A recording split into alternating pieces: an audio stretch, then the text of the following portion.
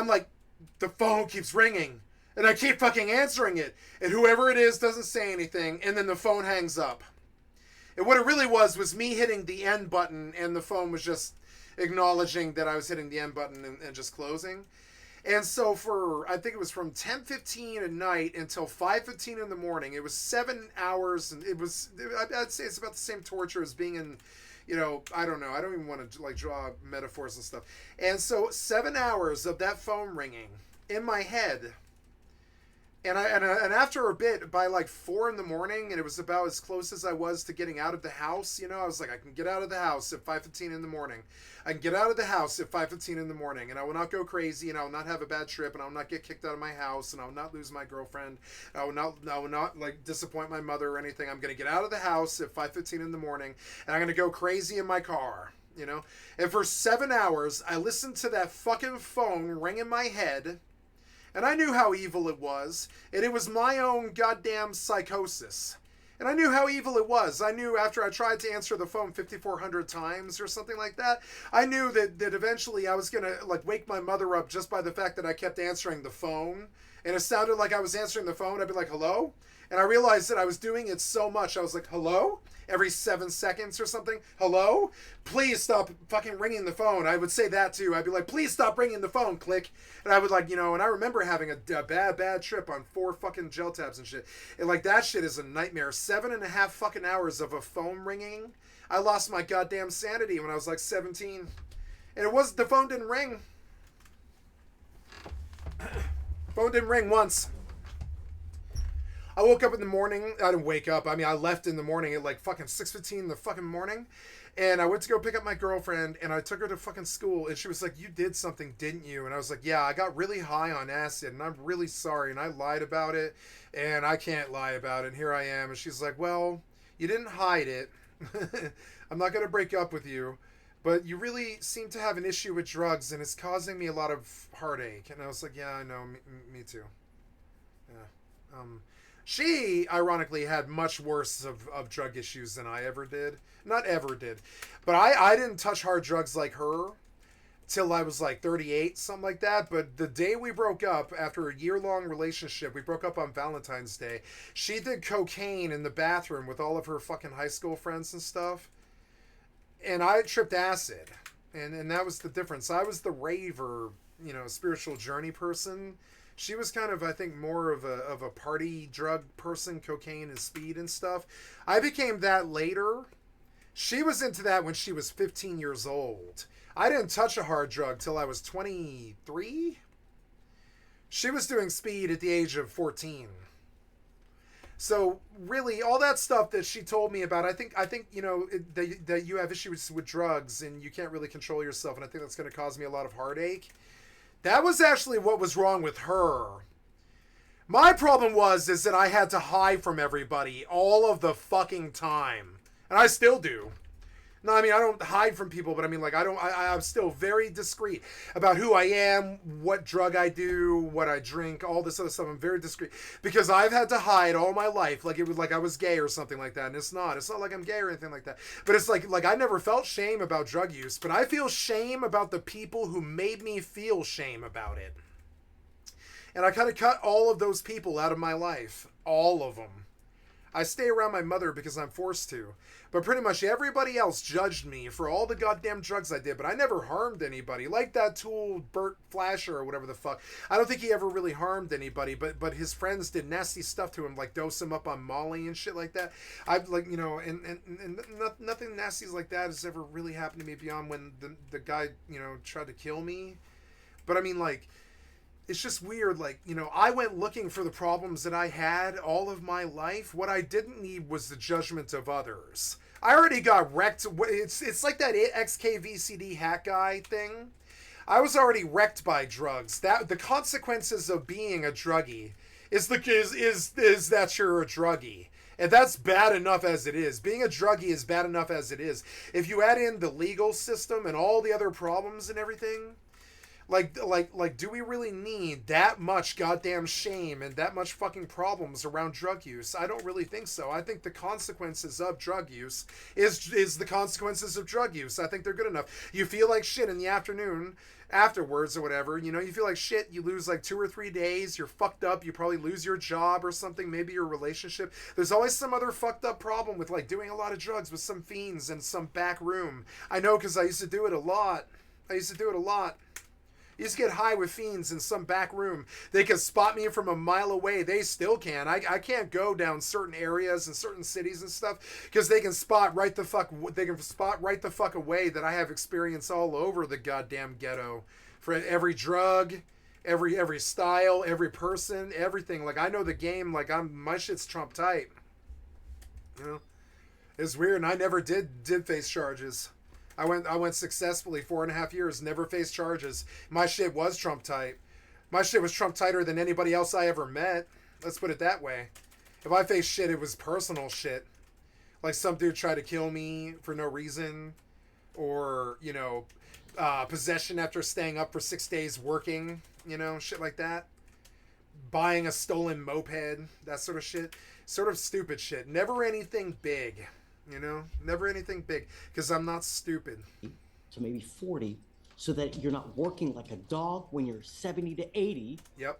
And you can actually have a life and retire. He's right, too. Listen to him. By picking up criminal cases. If you don't have a skill set, you're setting yourself up for a higher mess. And that's Hobson, motherfucker. That's some of the most truest shit I've ever heard on a fucking track. That's Hobson, you understand? If you don't set yourself up with a higher skill, you're setting yourself up for a higher mess. That's why I sing all the time. It's why I try to produce an album. It's why I'm a bad streamer or all this other stuff. It doesn't matter what it is. Like, you know, I'm still trying to better myself, become something better, and you know, live myself something higher all the fucking time. Because if you don't do that, you're setting yourself up for a higher mess. You know. How far did you even make it in high school?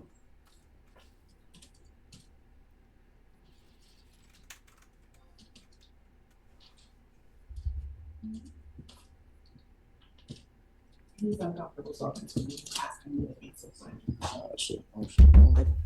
I want you to answer. This kid is not lost. He is not lost yet. You can tell the innocence is still in him. It's not been fucked out by the game and raped and taken from him like me. And, you know, not thrown in jail with psychos over false charges and fucking bullshit-ass fucking shit. And fucking consult lawyers and hunt police and shit and all this other shit. Like, trust me, this kid actually has a chance. You can tell it because the innocence is still in his countenance. That's what makes America great. It's not some fucking gun. It's not some fucking money. It's not some fucking rich man or some government or some law system or some amendment or constitution or anything like that, right? It is our innocence. We are the world's child. We are young. We are learning. We have experimented with everything. Innocence is our strength as Americans, and to me, the apocalypse is innocence lost. I want to get to know you, Mr. Alexander. Yeah, me too. I want to know what's going on in that head, because you can tell it's not something to do with him. It's the problems. It's the problems. He's facing something higher. It's fucking stupid. I always hated court like this. Some of us were facing something higher. Ugh. What's your grade? Sorry? Said 11th grade, Your We said Honor. 11th grade.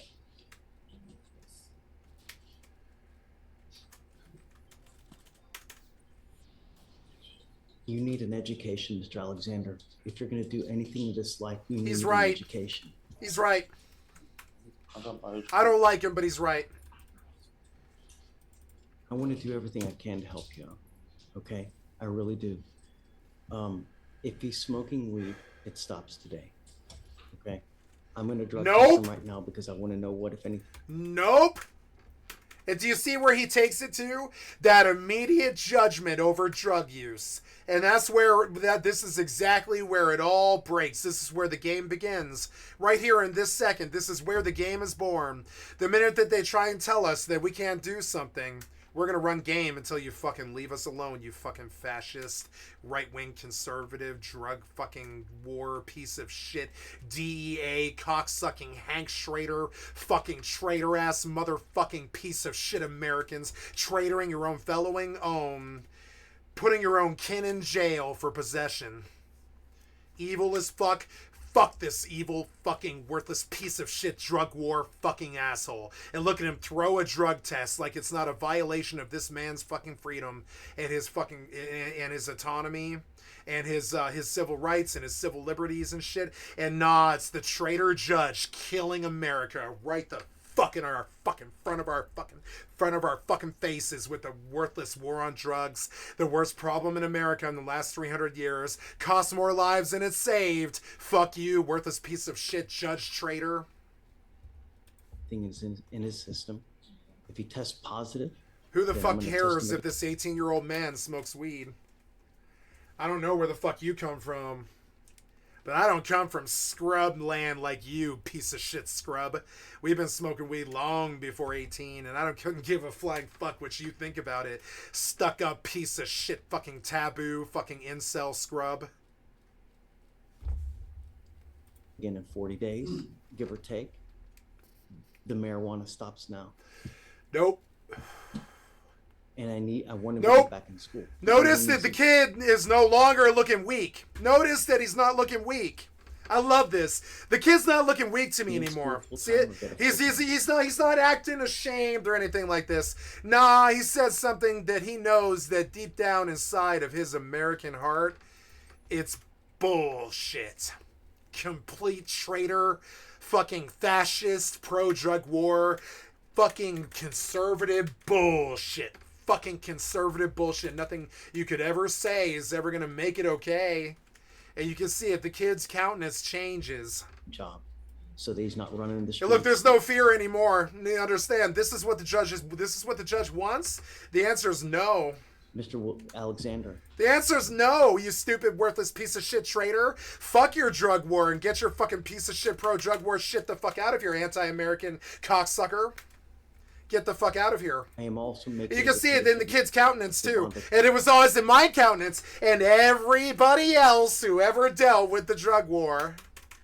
And the answer is no. The answer is no, you piece of shit pig. No. The answer is no, piece of shit pig. I don't care what you say and what paper you sling at me. Or, you know, don't trust the PO or the fucking judge or any of this shit. But, like, understand, the answer is no. You're not allowed to have any kind of weapons whatsoever for any reason. This is America. If I can't have a weapon, maybe I don't want to be here. What? This man, he's a man. He's 18 years old. He can bear weapons if he fucking wants to. This is America. This is America. Reason. I can give you a lawyer to try to help you. Oh, you can give him a... Can you give him a lawyer, rich white man? Oh, give him a lawyer, rich white man. Please. Oh, please save the black man by giving him a lawyer to defend himself against your drug war. Oh, thank you, rich white man. Will you give him a lawyer now? As much as I can, and I will waive all your fees so you won't be responsible for any cost for anything. Oh, cool. So I don't have to pay for the lawyer to defend me against your violation of our civil liberties? Oh, good. I don't have to pay for the lawyer that'll defend me while you rape me and destroy my civil liberties and my civil liberties. Yeah. Oh, I'm sorry. I'm supposed to be happy that I don't have to pay for the lawyer that you're forcing on me. You can see this kid, he's not dumb either. He knows this is where it ended. The kid knows it's over at this point. Watch. Thank you. All I want is him to make... No more shame, no more downcast, no more, oh, I'm so sorry I did this, please don't hurt me or anything like this. At this point, when he pushes the drug war, every American has to make their fucking choice. Is this a piece of shit traitor trying to push their power on me and kill my people? Or shall I just submit, right? You have to make the choice. Do I submit? Or is it a piece of shit traitor trying to kill my people with their worthless ass drug war that costs more lives than it ever saved? To be as and then that's what these people do to us. That's what they do. That's what the judge does to us when they talk to us in court. It is exactly what they do. They cause this terrible fucking psychic battle where you're like, well, yeah, but doing drugs isn't inherently evil, Judge. Why did you make it so? And then they say, well, we wanted to fill the jails with poor people. I'm sorry, they don't say that, but they should. They wanted to fill the jails with the poor people. You know how many jails they built? Let's go look at a fun statistic. How many jails in America? 3,100 for 50 states. 3,100 jails for 50 fucking states. I could see maybe about 100 each. Is that right? Yeah, no, that'd be too many. I could see, yeah, I guess it's every county has a jail. I guess it sort of makes sense, yeah. There's 1,566 state prisons in 50 states. What does that math sound like to you? I said enough. Mic drop, bitch. You know? I said enough. Goddamn fascist cocksuckers. And as good of a person as he can be. And starting out with criminal cases at 18 and to where he... Jesus Christ, where the fuck have you been? Everybody I knew had a fucking ankle monitor by 13. Where the fuck did you grow up, goddamn taboo? I'm gonna call you taboo because of your bow tie. Your incel bow tie. Where the fuck did you grow up? You can see this kid is like, oh god, Pee Wee Herman has gone unhinged, and I've lost the Pee Wee Herman war. You can see the kid, he's like, oh no, I lost against Pee Wee Herman. We need to change that. And he's like, yeah, I mean, what? Your comment about the bond conditions. Sure, of course. I've done I called the complainant's mother in this case a few days ago and kind of spoke to her about what happened. And I learned that there is a history between this family and the defendant. Back in the summer, this defendant stole a gun out of the complainant's house. He asked to enter the house under the guise that his mother had kicked him out, went into one of the complainant's uncle's bedrooms and stole a gun. He FaceTimed the complainant's uncle a few days later, flashing the gun, telling them that he was going to come hit up the house while flashing the gun at him. They used to walk to the same bus stop. They used to come out of the same bus stop, the complainant and this defendant. The complainant is terrified of the defendant. We've asked for no contact. We've also... Yeah, like, who did you think you were dealing with, you fucking idiot? I don't have a lot of pride when I look at a judge like this. Who did you think you were dealing with? For GPS monitoring. He's a young G. He's a young thug. Because of that, they don't attend the same school, but they were stopping at the same bus stop.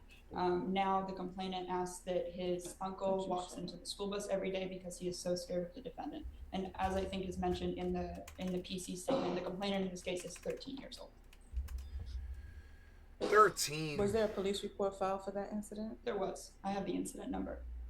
For that one you're referring to about the gun? Yes, where the gun was stolen. What happened? They didn't follow it up. They didn't call the police. They didn't, theft of a firearm is a very serious felony. According to the complainant's mother, they filed a report. She provided me with an incident number. Oh, you're going up shit creek. I'm sorry. If you guys don't know when the moment is turned, it's because you're from the social media generation. You weren't raised by television and movies. But this is like a punchline for anybody who was raised by Law and Order and television and movies and stuff. It actually is. He's going up shit creek as of what she just said. He's going up shit creek. The judge is now really unhappy and a bunch of bad stuff is going to happen now. And it's hilarious. Now, the social media generation, they were clouded by, I think, internet byplay. So they don't really know what seriousness is when they see it, I think, is the best way that I know how to say it. I think they don't know the look on his face. I know that look on his face is when you've gone too far. How long ago was this? This was she said July. About 9 months ago. July. I can attempt to follow up with the responding agency. Not sure. How long ago was this is an interesting question because he wanted to let it go. Did you see it? He was like, I like the kid and I think he's lost in the system, and he is because it's your system and you set it up to kill people like him. Oh shit, did I say it? I'm sorry. You set up the system to kill people like him, you piece of shit pig. If it was the sheriff's office or not, but now you yourself did not set up that system, but you enforce it. Either way, there is like a history between these two families. When has it been not okay in this country to do drugs?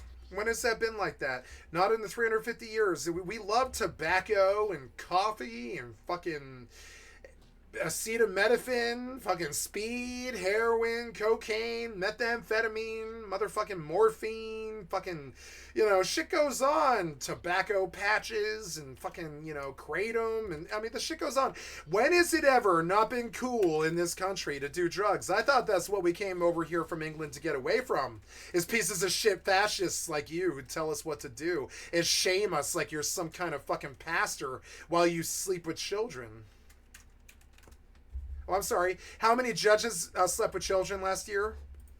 And the complainant and his mother are both We could Google it, but it's not fun, so let's not. in fear of the defendant. So, Mr. Alexander, I would again submit that this family lives around the corner from us. We have never been approached. He lives at home with me. In July, we actually were. They got hood shit. It's hood shit where nobody ever talks to each other. Because if you do, it could be set it off. In Panama for his 18th birthday. Remember Set It Off? Um, Fucking such a good movie. there was never a time he was kicked out of my house. were you out in Panama the entire month? We were out in Panama from July 10th until the beginning of August. Yes. Panama. Oh, that's not the entire month. Well, most of the month, excuse me. You can jet set around Panama while your son fucking, pretty much shoots up the hood or whatever. I'm sorry, but that's what the judge is thinking. That's what we're all thinking. You kind of jet setting around Panama while your son shoots up the hood. Damn it. And in addition to that, See, the judge is like, there's no one has come to investigate anything at my house. Okay, so, Mr. Alexander, I'm issuing a protective order over this child, this other kid. You're not allowed to have contact with this person or go within No, you can't ever go near him. feet of where they live or where they work. No, he's going to protect the kid in the neighborhood first. I love good judges because they're not thinking about him. They're thinking about the community first. Do you understand, sir? Yeah, I'm here to protect the community and every child in the community first. You come after. You're the criminal. You're not allowed to be in possession of weapons. Yep. You're not allowed to have any kind of threatening or harassing. Oh, God, they behavior. fucked me all my life with this stupid bullshit. It was so stupid, and all we wanted to do was get high. And I learned every game that they can run, and I learned how to get over and over and off them. And I was totally immune to all of their punishment. And I would say that, these people are so stupid in their execution of the drug war that anybody who gets caught up in it is fucking stupid. Like, seriously, anybody who gets caught up in this stupid ass shit is like a fucking mark. I'm sorry, but that's the word that in the ghetto that we used to use for people like this. If you get caught up with these people, you're a mark anyways. Here with this child. You're a mark anyways. If you're going to the courtroom, you got marked by your mother. Like, dead serious. You got marked by your mother here, too. She was trying to save you, but the problem is she stuck you down, and now you're taking a full-blown felony charge. You shouldn't have done this. You got marked by your mother in the fucking bullshit-ass drug war. Talk to this kid 10 years later, and he's going to agree with me. He's going to be like, yeah, my mother kind of marked me out on the goddamn fucking drug war. He's going to say the same thing. I guarantee it. And I respect her because she loves him. She wants him home. She needs the man in the house or whatever the fuck mama bear energy she's got. But your son been done banging on the block for like a year and a half. He's got priors. You have harassed them, then I will revoke the bond and I'm going to put you in jail. And I'm going to tell you now, I will not Priors. They used to use that word with me a lot. Priors. give you any more PR bonds. So all You I'm got asking priors. You got priors up the ass since you were 17, motherfucker. They say that to me all the time, and they're like, "You are the smart." Every judge I ever met was like, "You are the smartest man who has ever graced this courtroom. Why are you here?" And I'd be like, "Well, I don't really believe in your oppression and your Nazism." I've said this so many times. Your oppression, your Nazism, and your fascism, and you pushing us around and telling us what to do with your worthless ass drug war that did nothing but cost us money and lives. It didn't save anybody. You ever said that to a judge? Because I have like 7 times. Stay God away. damn it. No one is finding you guilty now. And they're like, well, we see your attitude's completely uncooperative and we can't change you. We can see that you've been lost to the system too long. And it's like, yeah, fuck you guys. You guys have been fucking with me since I was 16 years old. I'm goddamn 43. I'm out. It's been 4 years. Or 3 years. I'm out. You know what I'm saying? I'm past the statute on most everything. In another couple of years, it'll be everything. And like fucking, and I'm out. I'm done. Like, there's nothing they can bring up. There's nothing that gets done. I did my time, so at that point, I can say that he's a pig fucking asshole. I can do that. I don't have anything pending with Johnny Law. I can call this guy a pig fucker asshole as he tries to fuck another black man for drug bullshit and weapons charges. The fuck is that in America? What the fuck is a weapons charge in America? As long as you don't use it. I pretty much assumed that your grandmother's gonna stab me with her fucking butcher knife. Should I put your grandma in jail every time she brandishes a goddamn butcher knife? No. That you guys But if they got anything that doesn't have white skin, you seem to put them in jail a lot. separate and don't have any contract. Just saying what I think. That's it. I am going You know, somebody who's actually been to county in the last 7 years. ankle monitor, so I know that you're not going anywhere near their house. But like I said, I'll cover the cost of anything, so it won't cost you guys anything. You must charge this thing on a daily basis, Mr. Alexander. If you don't charge it, the battery goes dead. Then we will file a motion to revoke. Not a motion to revoke, but I'll revoke the bond. So, as it stands now, what we'll do is I will send you now for a drug test. We're going to have you come back. I want to know what, if anything, is in it. And then I will provide you between now and then a lawyer, and we'll go from there. Do you have any other questions? That family is in possession of my bicycle, not his, it's mine. They actually stole that from him. You know, I would like my bike back. There's proper channels to do it. I don't know how, but you're a judge and you don't know how to get this victim's property back. As it stands now, he can't go over there, can't have any contact with them whatsoever. You know, and I would venture to guess that if you go over there as well, it's probably going to be even more bad blood. So No, I don't have any. perhaps you can find someone else, like another intermediary, that can go over there and try to get a bike back. But at this point, just don't have any contact with them. And when you come back, then we'll have you speak to someone. Okay? All right. I'm going to have you sign a Go ahead. Want to do it today? Correct. Yes. Mr. Alexander, I want you to... Yeah, you've been smoking weed. You've been doing pills. You've got, let me guess at the drugs in his bloodstream. It's going to be all pills. All pills. All of them. Except for weed. Weed. Barbiturates.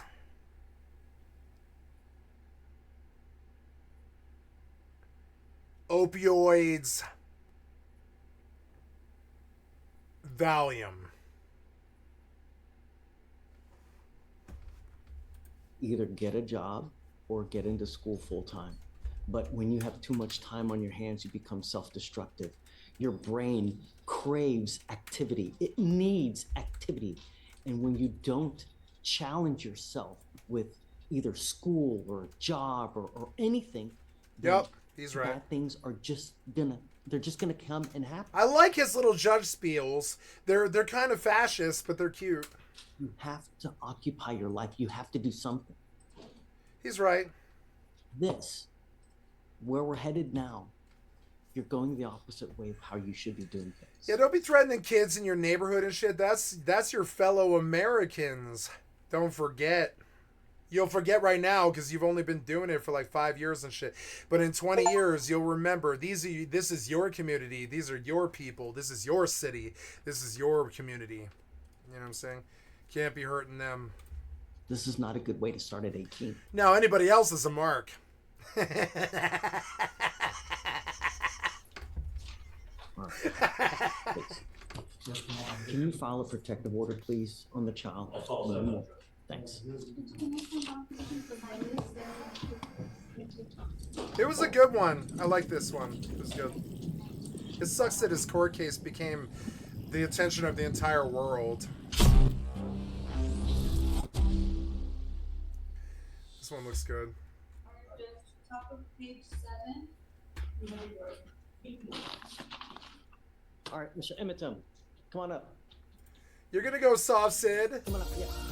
See, I thought about doing this when I had a nasty charge. I was like, what if I tell them they don't have jurisdiction over me because they don't?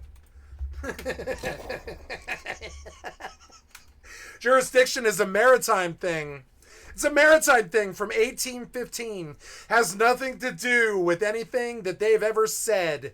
Maritime, think maritime and think jurisdiction. Jurisdiction is that's a jurisprudence coming from maritime. And that was an old naval rule that we enacted for about 3 years that just stayed there that way, where we said that, you know, you can be prosecuted in any jurisprudence, but I don't really think that's actually true. Most sovereign citizens can't actually be sued by their own country, I don't think. It's actually kind of insane how really deep the protection goes. But I don't know. I'm not a god. I didn't spend my whole life being a fucking, you know, a civil law clerk or whatever. I don't really know. I don't know what the truth is. But soft citizens constantly try to challenge the judges on this, which I don't think that they would do if they didn't feel that they actually felt this way. Is why should some crappy maritime law concern from 1815 like dictate whether I have to spend the next 10 years in jail over some drug charges, you know? And they're right to ask this. They're not trying to, I mean, they're trying to get out of their charge because they're desperate, but they're not trying to hurt anybody. They're actually kind of worried about this. They're like, are you screwing over citizens with an old maritime law thing from 1815? Is all the zoning and coding actually an old maritime law thing? And are you using that to basically gerrymander this entire country? And that's the allegations, if you guys don't know what they are. But that sounds like the America that I know. That sounds so much like America that I kind of believe that it's true. And it's unfortunate. Is it true? No, probably not. No. Or they would be prosecuted, you know? No, it's not true. Simple enough.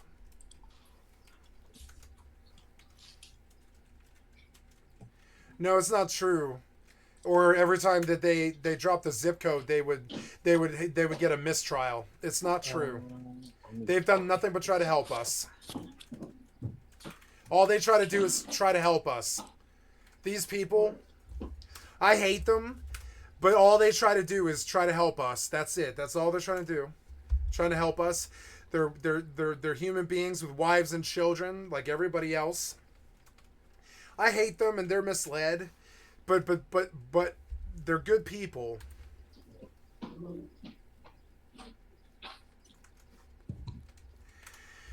Look at how much time they spend fucking over a fellow American.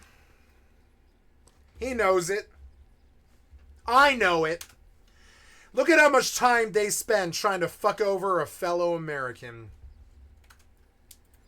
Misguided traitor pieces of bullshit. Fucking death of the system, pro-drug war, fucking fascist, fucking traitor assholes. I wouldn't say it if it wasn't true. Thank Katie Snappy for putting me onto this. I was trying to practice law and be productive, but when a soft sit rolls in front of Judge Fleischer, I've got to see it. There's no two ways about it.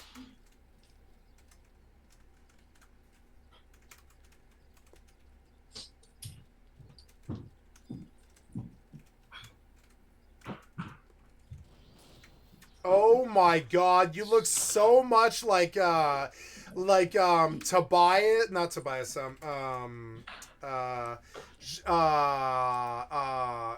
you know, it's Job and Tobias. Yeah, it's Tobias. No, Tobias is,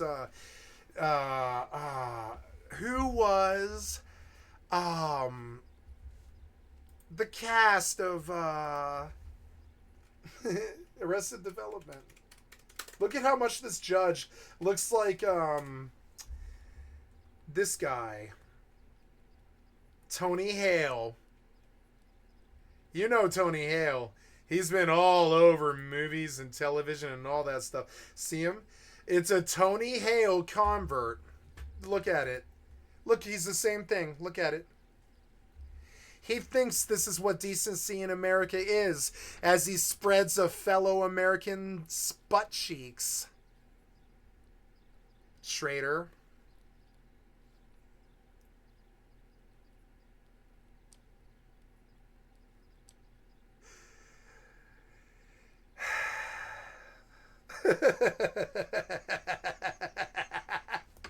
I wouldn't say it if it isn't true. I mean, I wouldn't. Look at how much you look like, Buster. You look like Buster. You look so much like Buster. It's so cute. You look so much like Buster.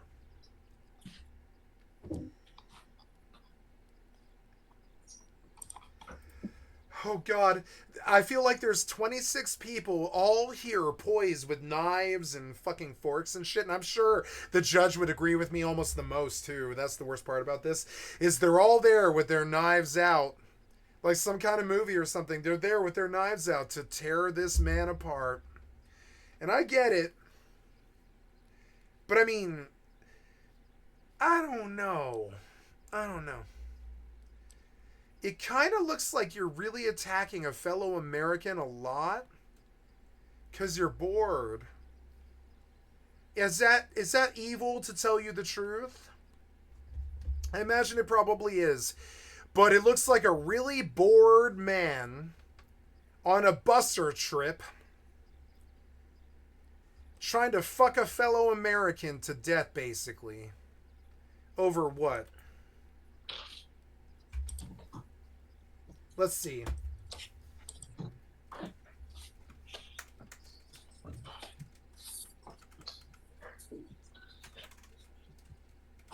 Are you ready?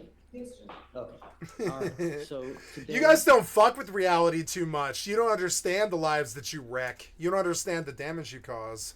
Or you wouldn't, do this. You wouldn't do this stuff over stupid ass drug war shit or gang bullshit. Humans are gonna beat the shit out of each other.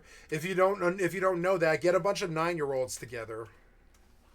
Humans are gonna fucking beat the shit out of each other. Whether they're 9 years old or 20 or 30 or 40, it doesn't matter. It's gonna happen. We're passionate, crazy motherfucking crazy beasts. And if you don't believe me, get a bunch of 9-year-olds together and you'll understand. it is September 11th, 2024. It's approximately 12:25 p.m. Oh, God, it's been fucking 20 years since the death of America. And here you are trying to fuck a fellow American in the fucking ass. You fucking drug war traitor. We are now in Court 5. In front of me, I have Oh. Score has increased. Imitum, case number 2522688. Would you please identify yourself for purpose of the record? The man eats on Amazon. Would you please raise your right Eton hand? Ebaton is a Do you badass solemnly name. swear to tell the truth, the whole truth, and nothing but the truth? so Go help you God? Eton! I believe in you, buddy. Okay. That you're going to tell the truth. That's it. Yes? Okay. State, would you identify? Okay, so I don't like how personal this is, and I'm going to get it off my channel. I don't like how close to his life it is, and I don't like that. I think it's actually evil, and I will not participate in it. It took me a minute to see it before I got away from it. Yeah, I'm terribly sorry. We're going to say not interested to all of that stuff. Yeah, no, not really.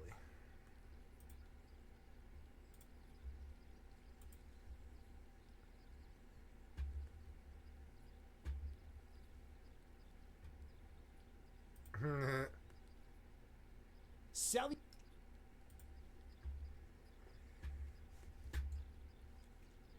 What happens? You just did a different video or what? Yeah, start, please, and then change the video. Salutations, everybody. It is Maddie here today, and we are sitting down to talk about. Thank the you, Mr. first Maddie ever Plays, for the Fallout excellent Day content for my stream. channel. This I'd seems like to a be sub. an annualized event in the making where Bethesda is going to make Fallout-related announcements at the same time as celebrating its community. It's both a stream for charity at the same time as revealing deals and little announcements for the Fallout franchise.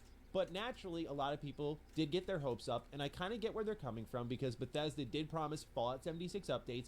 We got that. But they also said even more surprises, and people started to wander with that speculation into dangerous territory, as I talked about in our original video on the topic, where people were thinking Fallout 5 or Fallout 3/New Vegas remaster. And my exact words were, no, no, no. Way too soon for any of that. It's not happening. The most you will probably get in the terms of something new is Fallout Season 2. I will admit, with some of the wording Bethesda used throughout the video, as well as their pace at one point and how they were building things up, I did get the feeling that there was going to be more here beyond 76, and when it ended with the biggest teaser of anything coming to the future of Fallout being fishing in 76, yeah, I got a little salty, I won't lie, even with my very low expectations. Oh my god, that's what they all do. The other aspect of the top-down thoughts is every fucking company in the last 2 years did a fishing update. No Man's Sky. What else? They all did it. They all did fishing updates. All of them, I think, except for WoW. Like they're like fishing updates is all they've done lately. These people are just like stealing the money now.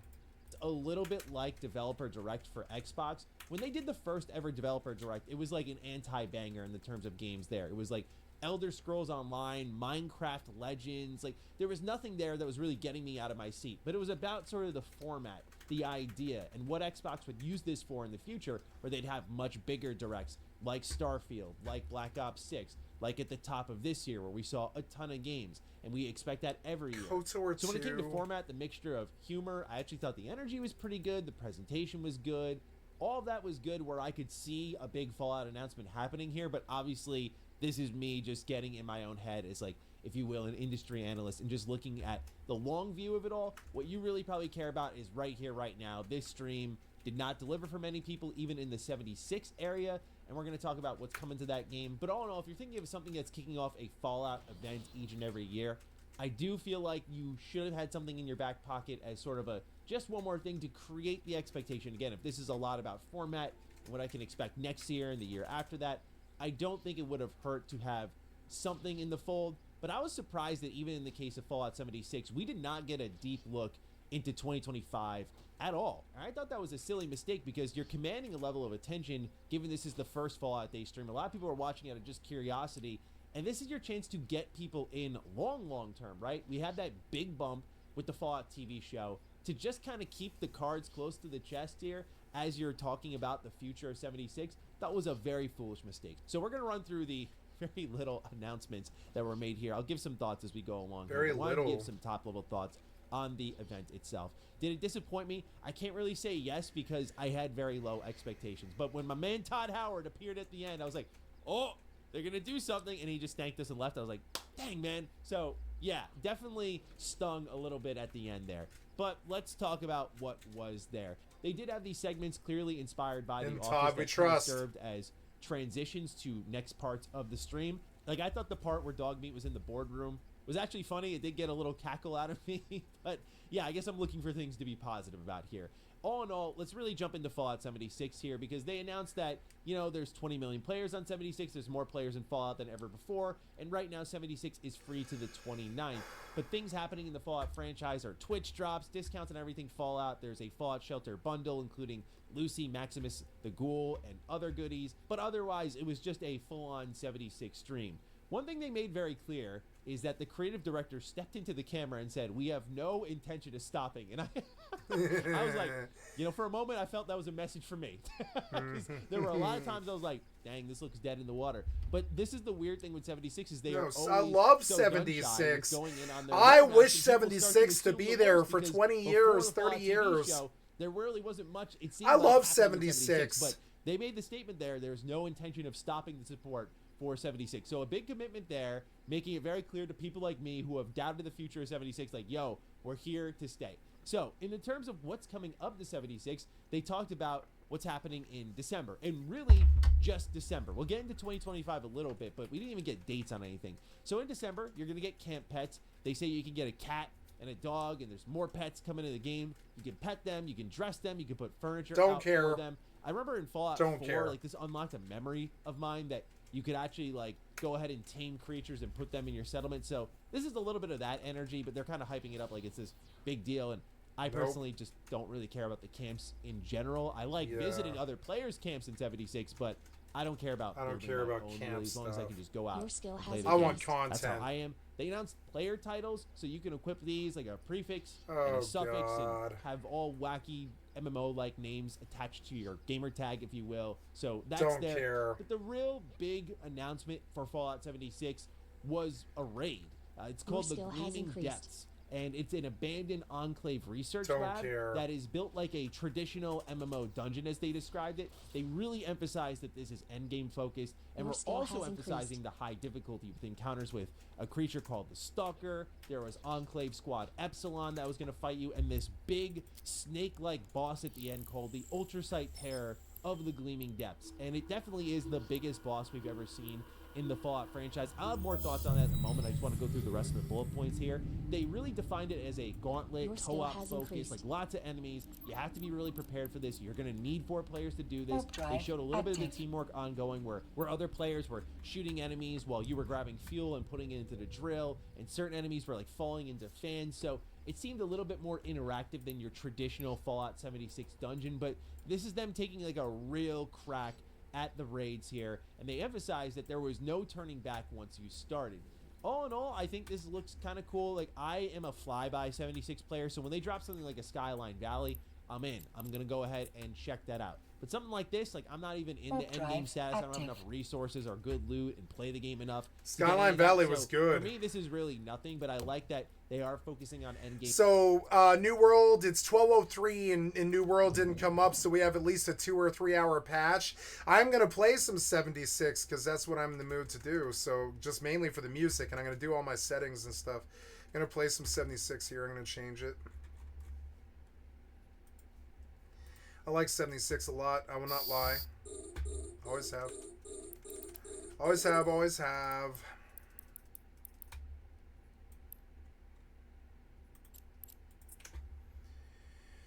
Okay, so did you launch? Oh, no, cancel.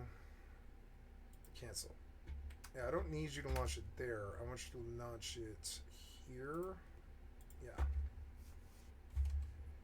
And I want you to stop. Stop, stop, stop. Confirm. Game content, because this has been a big critique of 76 from the diehard fan base, that a lot of the end game content is lacking. So hopefully this raid can deliver for those fans, and one way that you'll have to prepare for this raid is getting 4-star legendary. So originally it was just 1, 2, and 3 stars. Now you'll have a 3-star legendary. You can add a 4-star mod. It'll turn it into a 4-star legendary. And the amount of status effects attached to these weapons now are crazy, like rivaling even what Borderlands could offer you. You already know how I feel about legendaries in Bethesda Game Studios games, but nonetheless, it is good again for the long-term player. These have been requests that have been there for a while. Endgame focused content, 4-star legendaries. So good stuff for the hardcore 76 community. For me, not really hopping in. And I do have thoughts and feelings as, like, I don't want to call myself an OG Fallout fan, if you will, because I started with Fallout 3 like many people, but have loved this franchise so dearly for so long. It is a little weird seeing like big boss fights be a talking point, because I've never really thought of Fallout ever in my life as like a franchise with boss fights, because most boss fights I can talk through, right? Like, I think of the end of New Vegas for an example, and you can just talk your way around those final fights if you have max speech, and like that's a really cool component of it. And even if you do fight, they're humans or mutants, and the most I fight is something the size of like a car, and the most you fight is like a Deathclaw, which is its own type of boss, if you will. It's terrifying because you can encounter it at any point, and it's very much bigger than you, but not on the level of like what you're seeing here with the Ultrasight Terror, which is like a huge snake. So yeah, don't mind me, just being an old man shouting at a cloud here. But that's really what's happening in December. And so then they start talking about 2025. I'm thinking, all right, this is what we're really here for. Like, lay out the roadmap, at least for the next half year. Like lay out what's going to come to 76 by June of next year. And I think we'll be in a good spot. And as I predicted, they focused on ghouls in Fallout 76 because they announced this earlier this year that you'll be able to play as a ghoul in 76. So what they confirmed is that there's a ghoulification quest that lets you become a ghoul. You'll be immune to rads, and it'll actually heal you and even let you unlock unique abilities. My problem with a lot of what they talked about with the ghoul is they didn't really show off these things. Like, what are these new abilities? They did show off, for example, the new perk cards. There are new ghoul-specific perk cards that you can add alongside what they're calling now the human perk cards, and I thought that was really cool. There's a feral meter instead of a hunger and thirst meter, and so when you go feral, you'll use just like hand-to-hand combat, and I thought that sounded really cool, but we didn't really see how it activated and what status effects attached to it. So again, I just thought showing these things off was a little bit lacking here. They talked about NPCs not liking you. Didn't really show that off. They said that you'll be able to get around that though. Didn't show that off. So again, I just feel like 76 putting its best foot forward here. I know a lot of people are just going to be screeching, oh, it's only 76. But like I said in the original video talking about this stream, like you should have expected mostly 76 here. But this is exactly what I meant about 76 not really putting its best foot forward. Like you were capturing the massive audience you have right now. Why are you not committing to more details, more information, not just even beyond what I'm talking about, but even the things you are ready to talk about? I feel they were very scarce on showing exactly what they were talking about. Like, it's a complaint beyond what I imagine a lot of this video will be and what a lot of people were saying online, like, oh my god, it's just 76 women. That is pretty much exactly what we should have expected based on what was said. It's just a little surprises there, weren't surprises at all, as I talked about at the start of this video, but I feel like they just didn't do a good job creating a level of future excitement for 76. Like, okay, I can play as a ghoul. I already knew that back in June. What's new? What's on the way? And the details they showed that were new as a ghoul weren't really much. And so the only tease really at the end of all of this was that I have to go work on a new mechanic coming to 76, and he holds up a fishing rod. It's like, oh, okay, so fishing's coming to the game. Got it. Which is going to be interesting to see how they handle that. I'm not really expecting much there, but that was it. I'm surprised I was able to even talk about it for this long. It was really a nothing burger at the end of the day. If you don't like 76 at all, which I understand and respect, then yeah, this was literally nothing for you at all. I'm very surprised that they didn't even like do a full stat drop of like how many players are in Fallout 4, how many players are in 3, how many people watch the TV show. They kind of just tipped their cap to the TV show and went about their business. It felt like there was a little bit of tightening up that could have been done there to create energy for the Fallout franchise beyond just like, hey, please download 76 and give us your money eventually. So yeah, I do see a lot of potential in this stream in the future. I hope the 76 team takes that feedback and does something with it in the terms of like committing to talking about a little bit more, because I think roadmaps are really important for this game, especially right now where players are in and invested and interested in continuing to play more. It felt like they were just playing it a little too safe there, and especially for a show that I think in your first stream does need some sort of wow moment, or like, okay, cool, at least. They missed the ball on that completely, and especially with the way they set it up, like, hey, we don't want to say goodbye just yet, so here's all the developers talking about things they like in Fallout. Then Todd shows up and you're like, okay, hold on. They like did an interesting transition for Todd showing up, like, break, here's that one more thing, and he just thanks you and signs off. Man, like, there needs to be a level of self-awareness clearly that this built up expectations there, even if they didn't mean for that to happen. So, ladies and gentlemen, those are my thoughts on the Fallout stream. Whole lot of nothing, which is what I expected, but anyway, ladies and gentlemen, let me know what you're thinking down below. Other than that, take excellent care of yourselves, and I will see you in the next video. Stay sexy, stay active, love you all. Peace.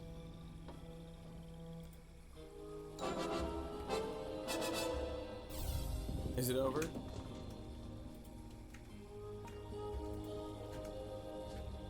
Ooh, frame rate's good.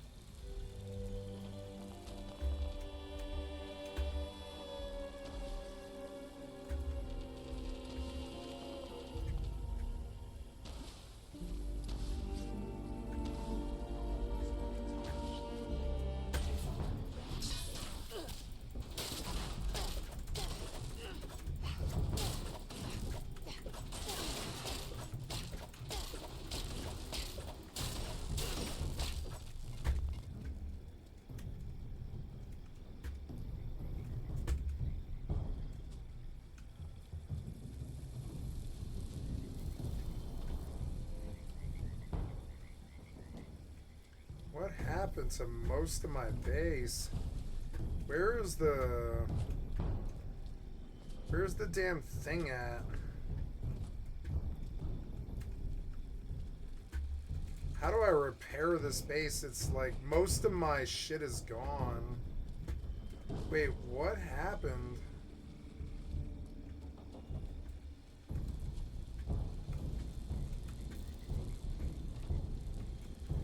I don't know.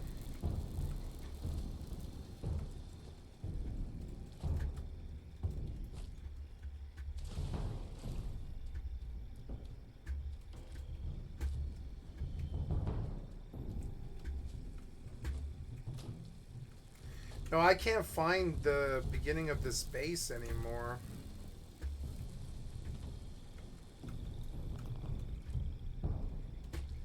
It's interesting.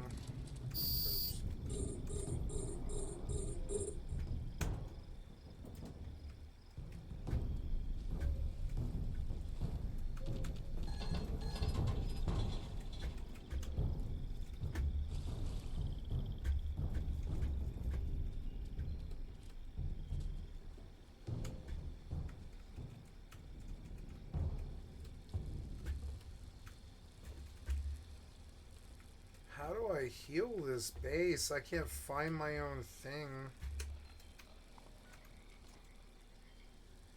My VATS light won't come on.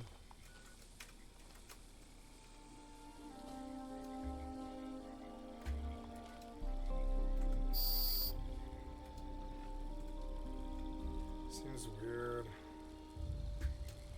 Oh, because I had the wrong button.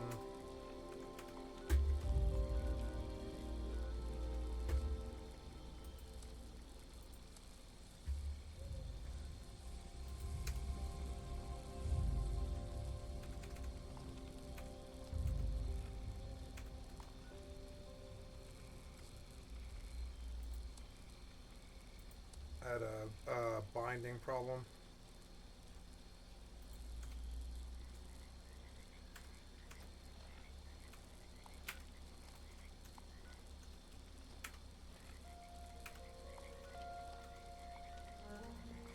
No, I screwed that up too.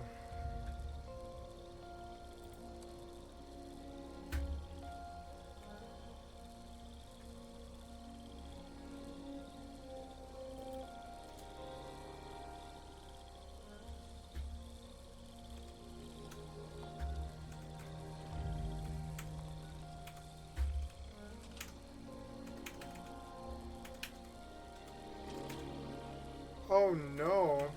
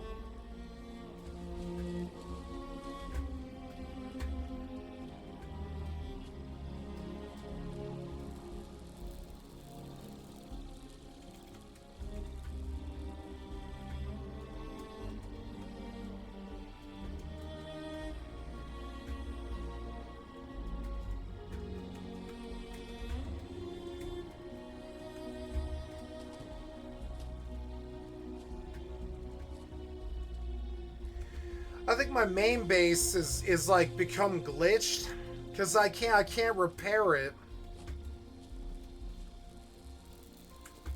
I can't find even the node to go repair it. It's like gone.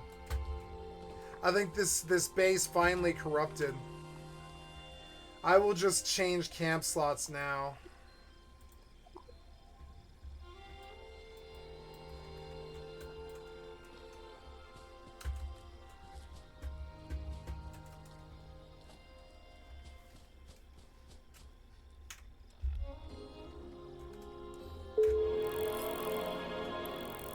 Hey, 15,000 LP.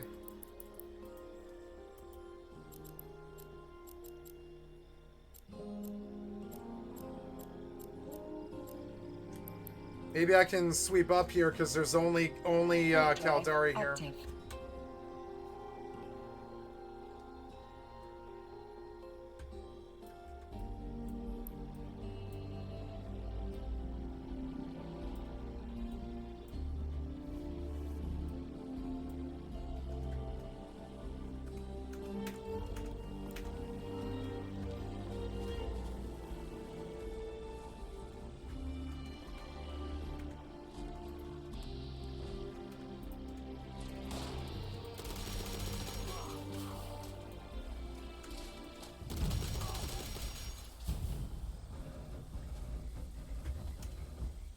I'm not supposed to win that fast, and the game doesn't like it.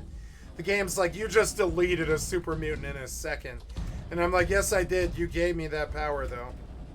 And so then the game is like, alright, fine, I did give you that power, yeah. But there's like a check. When he dies, there's like a check. It's like, did you just cheat? You killed a super mutant so quick? Nope, you just gave me a really strong weapon, that's all.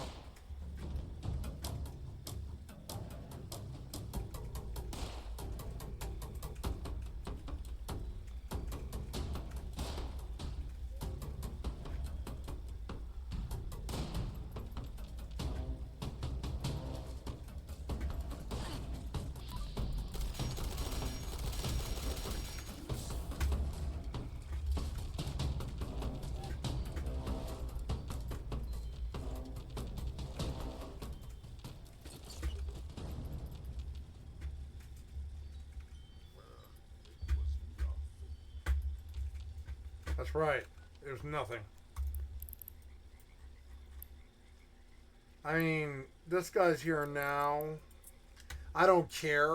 Warp drive active. He can kill me. I've made like 50 or 60 million. This ship's only worth 15. I'll gamble. I'll drink and I'll smoke and I'll gamble. I'll take a piss and I'll drink and I'll smoke and I'll gamble while I wait for... Oh no, Ezekiel. Oops, sorry. Never mind. This guy's friendly. Small 5 work. Warp drive active. Sorry.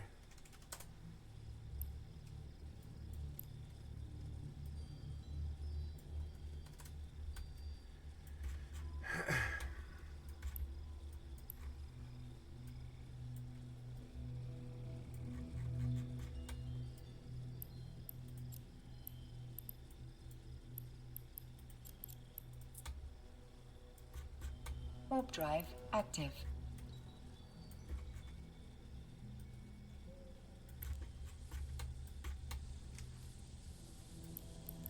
Misha Isle, member of Deep Axion. That looks dumb.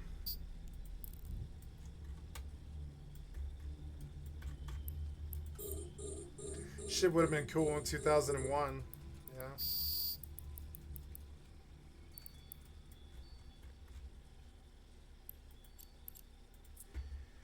Okay, I'm gonna piss and mix a drink, and I'll be right back.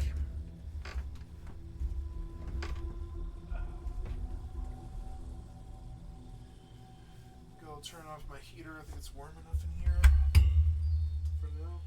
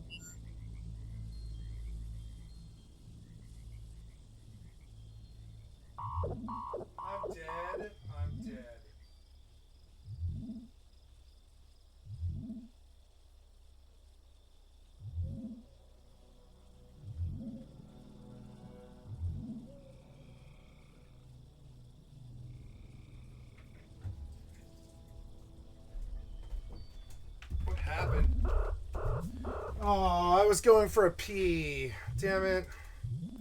What was this? What the fuck? It's down to the line. Come on, me! To give the command, Yeah! it requires you to have an active target. Good fight.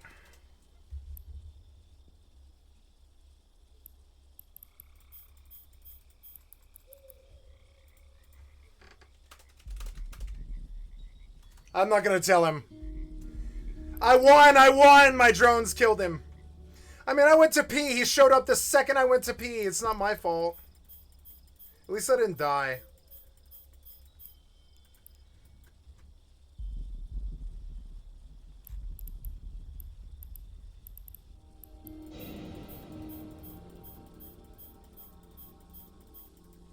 Oh, look, it's 6 million. Thank you. What's this thing at?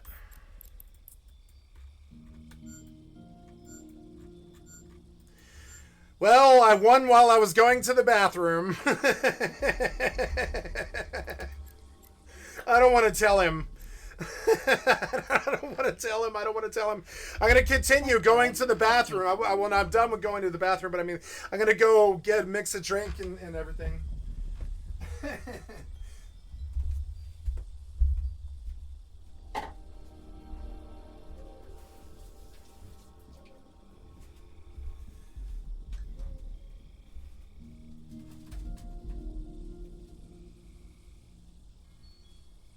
Docking permission requested. Docking request accepted.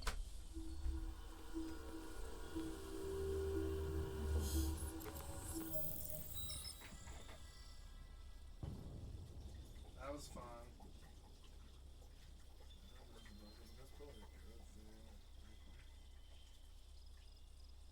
Okay, I guess I'll just do the crystallized ice or whatever. Nope, that shit is not ready. Some of this is ready, I guess. Okay. Fill it.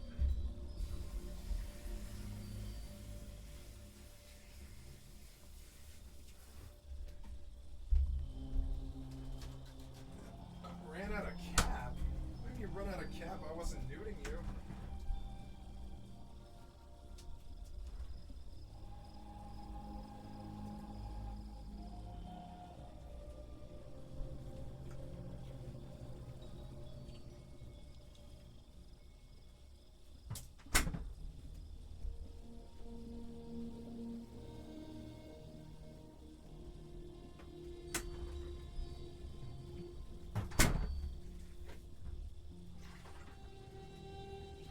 Oh, that's it. This is it. This is this whole toxic fucking episode. Kill. Oh, it's getting later. Well, that was fun. It didn't go toxically like it almost 9/10 of the time usually does. It actually went my favor. It was good. 9 times out of 10. Sorry, 9 times out of 10, like I lose. I don't know. I mean, I just honestly I'm not there or whatever, you know.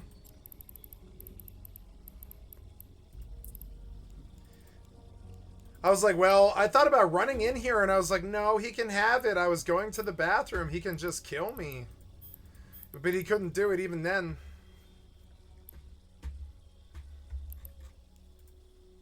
Yep. I killed you out, bitch.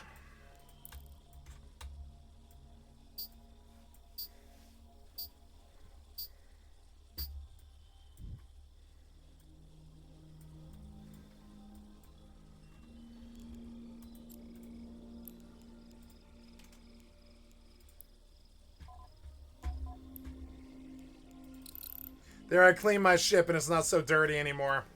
I went to the car wash, right? I don't need fancy elevators like in you know in game starships and in game like fancy like towns and stuff like Star Citizen. I just want you to clean the ship and send me back out to fight again. I got me a good kill right there. I don't even remember what kind of ship it was or anything. No idea.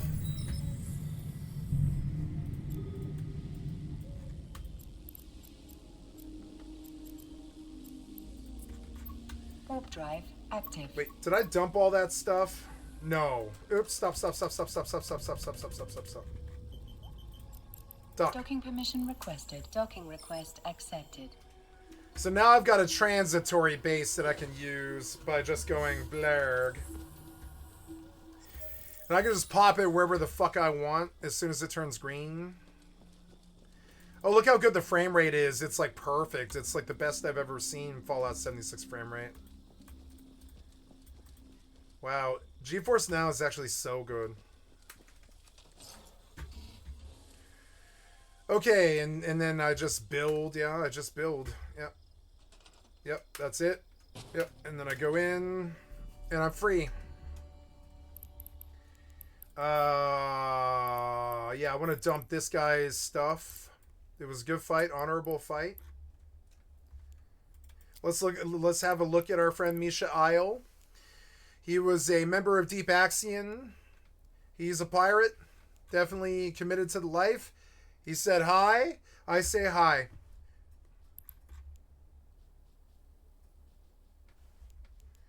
Yeah, so, okay, now we're going back out. Yeah, I just wanted to dump his loot because it's like half the value of my ship or something.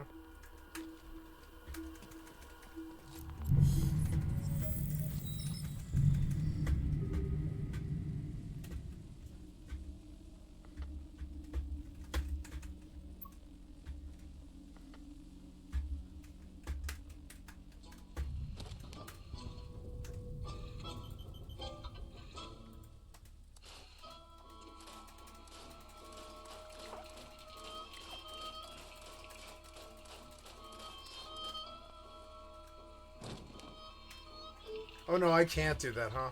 Okay.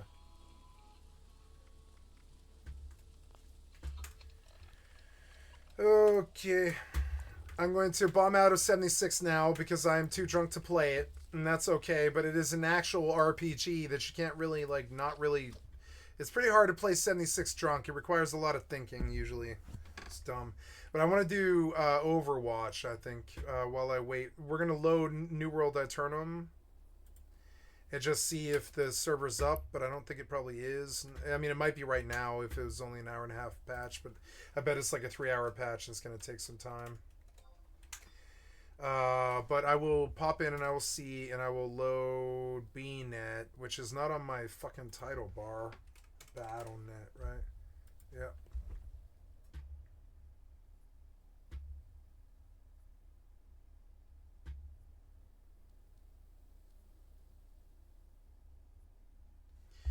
I have received an unclaimed gift from who?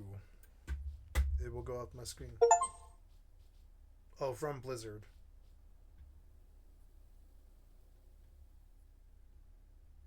Oh, okay, they just gave me a bunch of pets. Nice. They were like, yeah, just for being, you know, our friend this year, they were like, here's a bunch of pets. Okay, cool. They gave me a bunch of pets. Blizzard gave me a gift. Nice. Yeah, cool. I like that. Yep.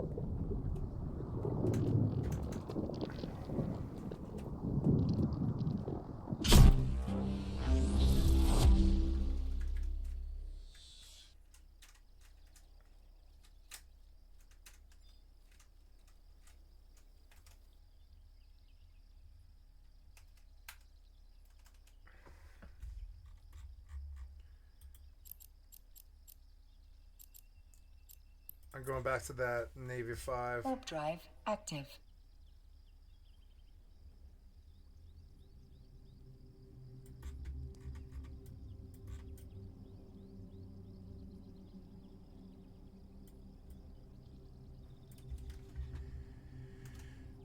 Nice, I can load them all at once, and let's just see if the New World server's up. I don't think it is, but I can watch. Oh, it is! Hey, the New World server's up, so I guess I won't play... Or I will probably play, No, I don't want to play Overwatch. No, I'll play New World. It's fine.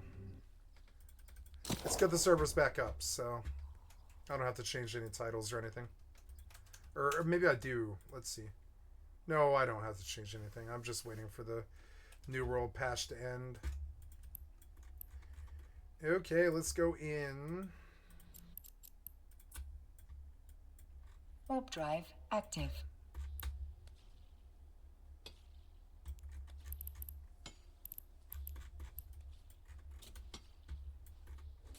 This was a good day. This Tristan brought me like 100 mil or something like that. This Tristan is a fucking badass. Look at it. Tell me this Tristan's not a badass. Look at it. Look you in the eyes. It's like, yeah, I'm a badass. I pulled my master in 100 million today. I'm a good ship. I brought my master 100 million. Yeah, this Tristan did. Yeah, this Tristan fucking pulls weight. This Tristan has got like 5 sights and a dude. This Tristan is a killer.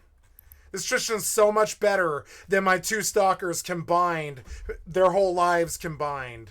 Like, this ship is so much more successful than them. It's hilarious. This inanimate ship that I'm, like, fighting this destroyer with is, like, literally more skilled and has more value than my 2 stalkers combined. It's hilarious. Like, what?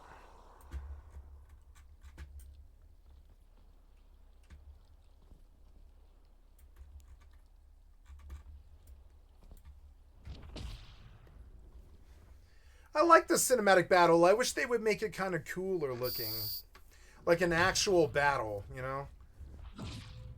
You see, like, you know, ship rupture on the ship and stuff like that. It would be sweet. Hey, I'm back in New World where I should be. Yeah.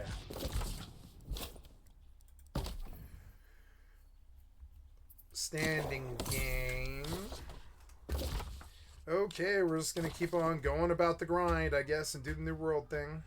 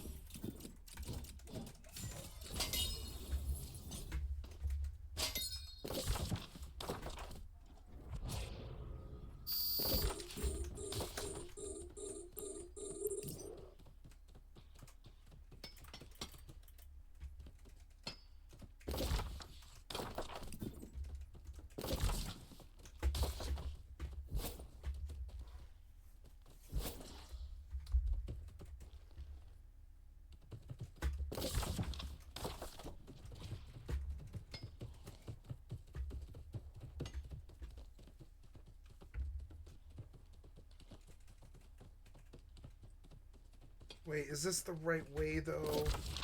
I don't think it is. I've got to go all the way around the other way. No, that is it. That is it. Wait, what happened? You, like, wedged me. Ugh. Haha.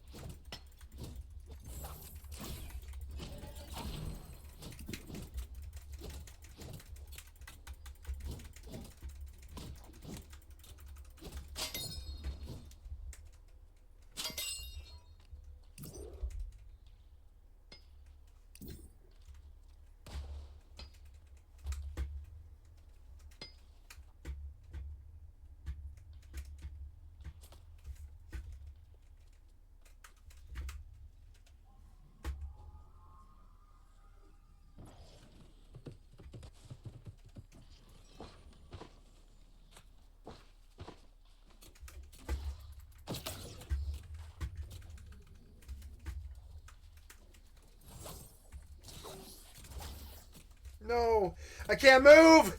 God damn it! You constantly wedge me. It's so annoying. Come on, man. And piece of shit developers. I mean, I don't know. The mobs have to have collision boxes, but I don't know, man. Like, the walls fuck you up so bad.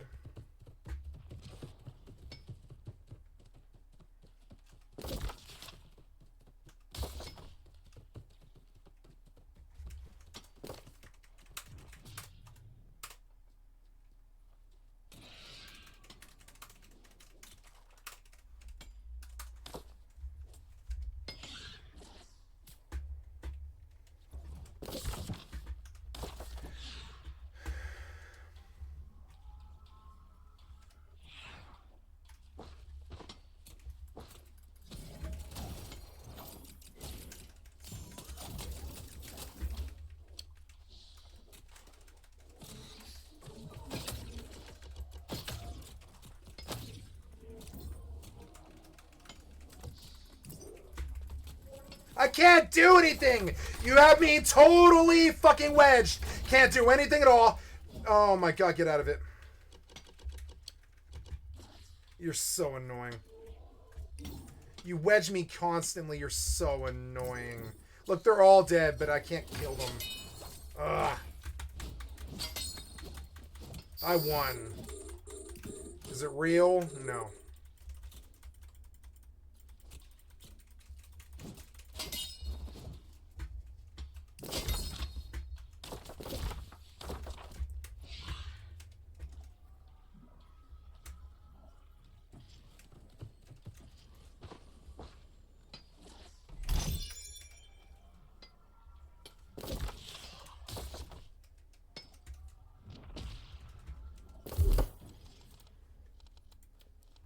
Damn it.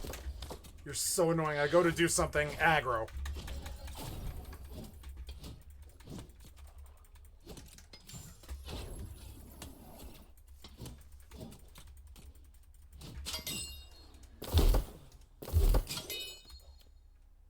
I don't know.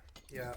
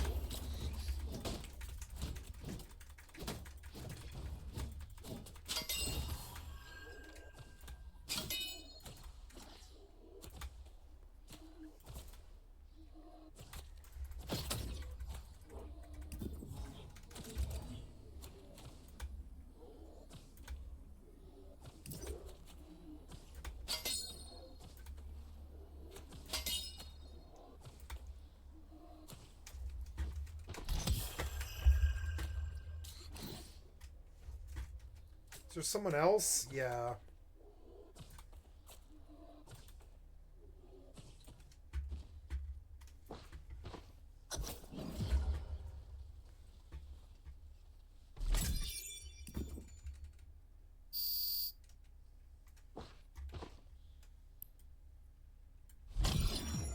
Ooh. Me and this other Kaldari got a system to ourselves, and we're doing real well out here. We make some real good money here tonight. The time for an alliance has passed. It will be war, and you will lose. What's it do? I can't remember. Oh, wow, yeah, I just passively heal everybody else. Okay, sounds good.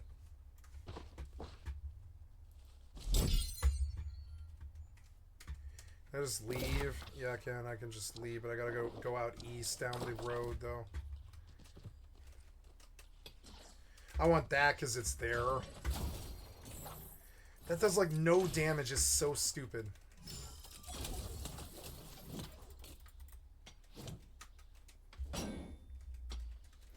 Wow, like, her shield is real. The tower shield's really strong. It actually full-blown stops the damage. Look, and if I get shield back, yeah, like, wow. Yeah, this shield is actually super strong.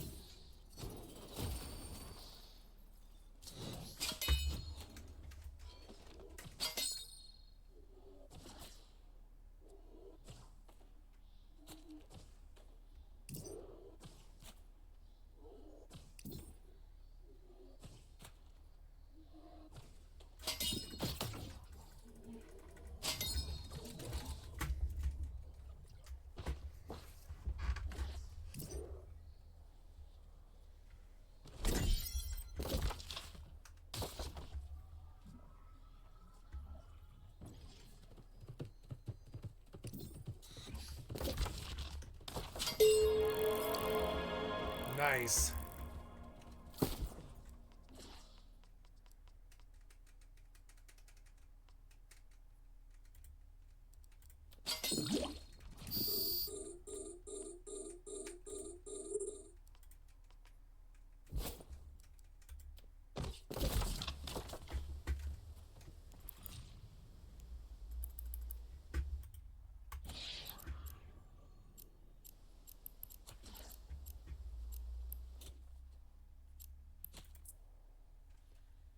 Warp drive active.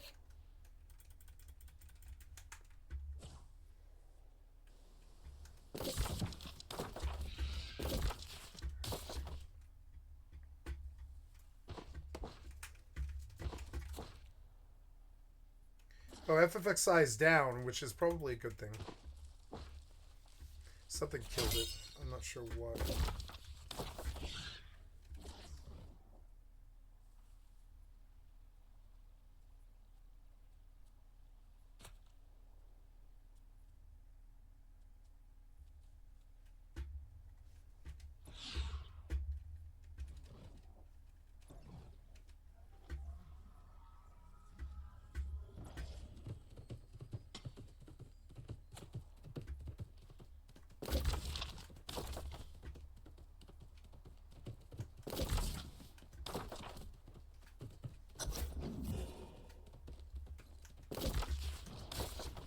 Wait, what? Oh.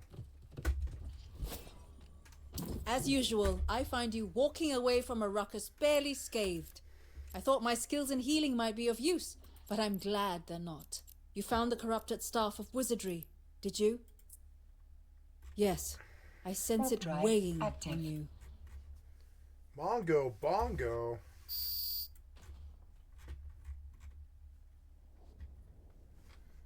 Mongo bongo, I'm coming for you.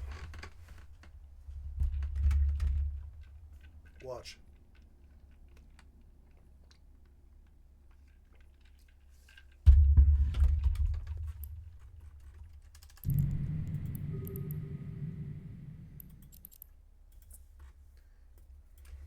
Warp drive active.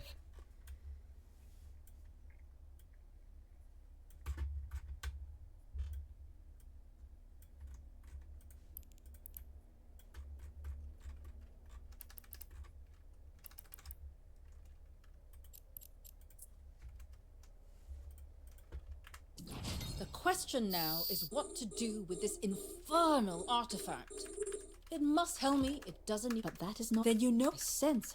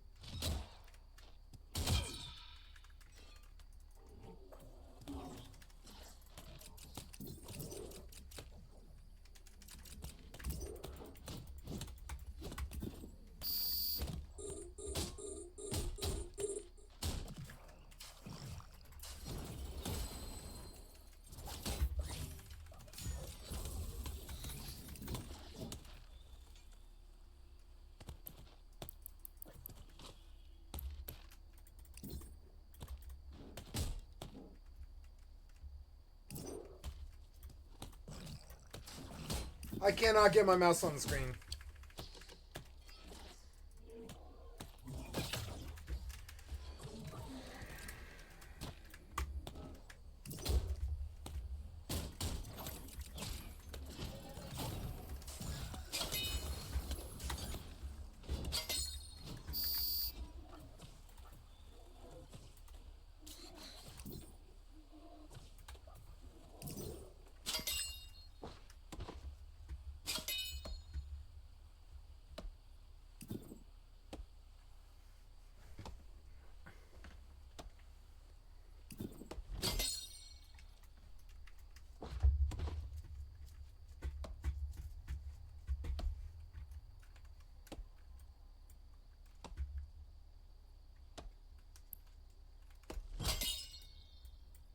Ooh, blue trees.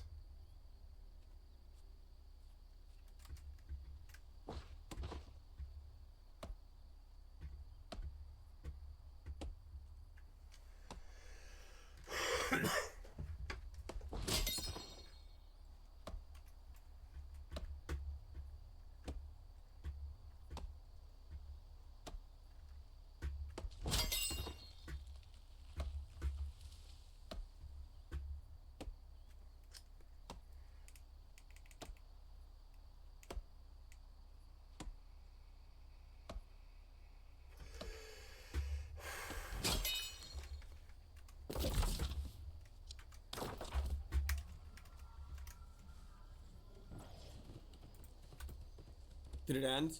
Who won? I don't care. Oh, That's fine.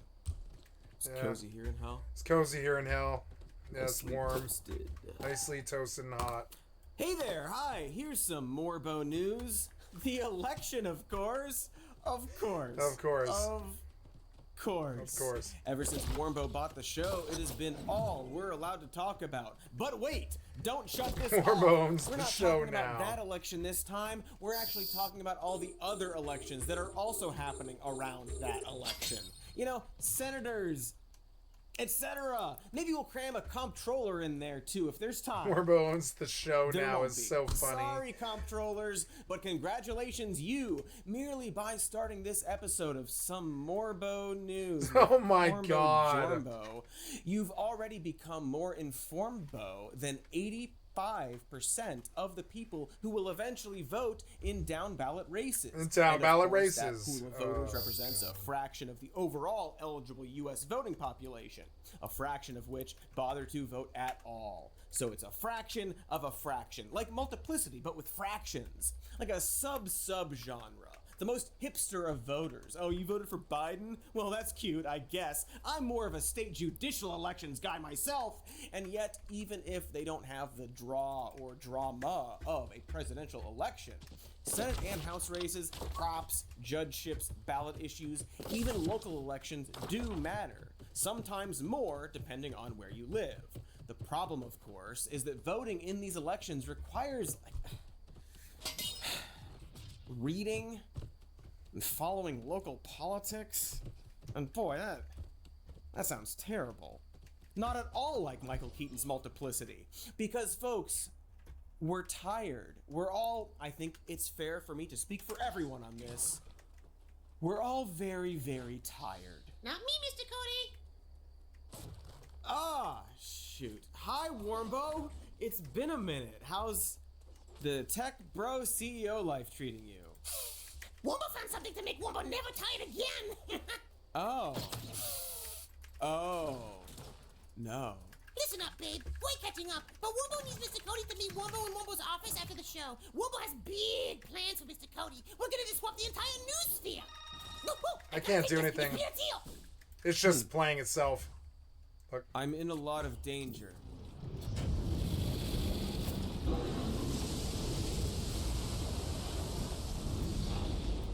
Little election races that will make a big difference. Ah, little races. And no, I'm not talking about hobbits, he said, chuckling congenially. What is so, this? as if things weren't stressful enough, the fate of the legislative branch is very much up in the air, and it's likely that the House and Senate could flip harder than a Muppet on cocaine. Along with every House seat, there are 34 Senate seats up for grabs. This is, of course, going to be the deciding factor of whether or not the next president can really do anything at all. To continue the Lord of the Rings comparison, we're choosing which hideous ring wraiths we want enslaved to the service of our all-seeing god of evil. And for the purpose of not exploding heads, we're going to focus on the closest and or most important races. And also, Ted Cruz as a treat. But you have to wait until the end. First, let's do a good old-fashioned Senate races roundup, starting with Bob Casey. Oh, I bet he would look great riding a fell beast. Pennsylvania, Casey versus McCormick. Ah yes, Pennsylvania, the birthplace of pens, I'm told, by me guessing just now. So Bob Casey is the Democratic incumbent in the Pennsylvania Senate race. He's a comer, as they say. Well, as one guy says. Watch him. He's a comer. He's a comer. But you get it. The most common kind of Senate race is someone He's a trying to comer. unseat an incumbent. And it must be noted that cummy senators have retained their gooey seats in 88% of races since 1990. Paradoxically, even though this episode is literally about elected officials you demonstrably statistically don't care that much about, the tiny amount of name recognition they can muster is enough to make it almost impossible for a newcomer, not to be confused with incomer, to crack in. It's two types of comers. I know it's confusing. We'll deal with it. That said, if you think Bob Casey enjoys a healthy amount of systemic privilege, you haven't met Big D McC. David McCormick, the Republican challenger, is a former hedge fund CEO who straight up lives in Connecticut, which you might notice is not Pennsylvania. And yet he qualifies because he owns many houses, and one happens to be in Pittsburgh. So that counts, I guess. In fact, McCormick's primary residence is a $16 million mansion on something called the Gold Coast, with a private wine cellar and elevator to its own, quote, private waterfront resort. He's also got houses in Texas and Colorado. So in a way, he's kind of all our senator. If that sounds familiar to you, we just went through this with Dr. Oz when he ran against our boy Fetterman. It seems that Pennsylvania, a very key swing state, keeps getting courted by extremely rich and out-of-touch Republicans who don't live there, but clearly want strategic control. In fact, when Oz first ran in 2021, his primary challenger was David McCormick. That year, Pennsylvania Republicans had to decide between two obvious outsiders, and Dr. Oz was seen as the better of the two. Dave is so not from Pennsylvania that after attending a tailgate before a Philadelphia Eagles game, where he's shown with his arms around people with the word Eagles on their jerseys, he tweeted, "Fun tailgate in Philly today. Excited to watch the Steelers throttle the Raiders." The Pittsburgh Steelers being the other NFL team from Pennsylvania, who were that day playing 2,400 miles away in Las Vegas. But I'm sure he's still earning votes from the Eagles fan base, who are notoriously chill about things. So this is all to say that as of this writing, Bob Casey has been consistently leading McCormick in the polls by like 3 to 4 points. That's even with the coveted Trump endorsement. Or maybe because of that endorsement, do his endorsements work out? Do people like him? It's hard to know sometimes. It's hard to know. Fun thing about Trump endorsing McCormick, back in 2022, he specifically endorsed Dr. Oz over him. So even in the eyes of Big T, Mickey C is the loser you call when you can't get that other loser. My God, it's like a Hollywood movie. C-Team sick. And that's why we started with this one. As we move through our tour, the races will get tighter and the stakes more dire. But in this case, we can hopefully all breathe a collective sigh of relief. Incumbency bias and stagnant government will likely save us from the chicanery of this entrenched Wall Street fat cat who lives on, again, the Gold Coast. It's nice when the institutional evils cancel out like that, isn't it? Arizona. Gallego versus Lake. Oh boy, things are heating up in Arizona. But before it becomes entirely uninhabitable by mammals, we thought we'd squeeze in one more Senate race to decide who gets to be Gamma King of the Great Scorpion Wastes when the time comes. In this case, there is no incumbent, because current Arizona Senator Kyrsten Sinema is not seeking re-election, saying that her approach is not what America wants right now. In this case, her approach was being a centrist hack who catered exclusively to corporations and flew private on taxpayer money and failed at everything and was hated by everyone in her state and wants to use her position as a stepping stone to get rich in the private sector. Oh well, maybe the next generation of voters will be into that, but sadly, not this time. Anyway, into that hot power vacuum have been sucked two contenders, Republican Kari Lake and Democrat Ruben Gallego. You probably know Kari on account of her being the second biggest sore loser of recent elections. She didn't create a slate of fake electors and rile up a crowd that wanted to hang her political allies, but after losing the race for governor of Arizona by 17,000 votes, she did proceed to drag the election out in the courts until just a few months ago. In other words, imagine bombing a job interview and then refusing to leave the parking lot for 2 years before casually applying for a different job on the same floor of that same building of that same company. She is, of course, as one imagines, a proud election denier. It's weird that election denier is now just a broad thing you can be. You're just against accepting elections you don't like. But of course, being a reactionary contrarian is like 90% of Kari's identity. She was also a huge anti-vaxxer and anti-masker. She's Lady Trump. You get it. Kari Lake. More like Kari Lake. She is so Trumpy, in fact, that a big wing of conservatives are starting to question whether it's worth supporting her when the voters she's going to mobilize are getting more, every day. She's exhausting for everyone. It's exhausting that we've reached a point in politics where candidates refuse to go away even when they lose the election. And not in a, here's my 9th book about why America kind of way, but because obviously, if Carrie loses, she will absolutely put up a big dumb stink about it, and has already prepped her supporters for some kind of holy war. They're going to come after us with everything. That's why the next 6 months is going to be intense. We're going to strap on our seatbelt. We're going to put on our helmet, or your Carrie Lake ball cap. Active. We are going to put on the armor of God.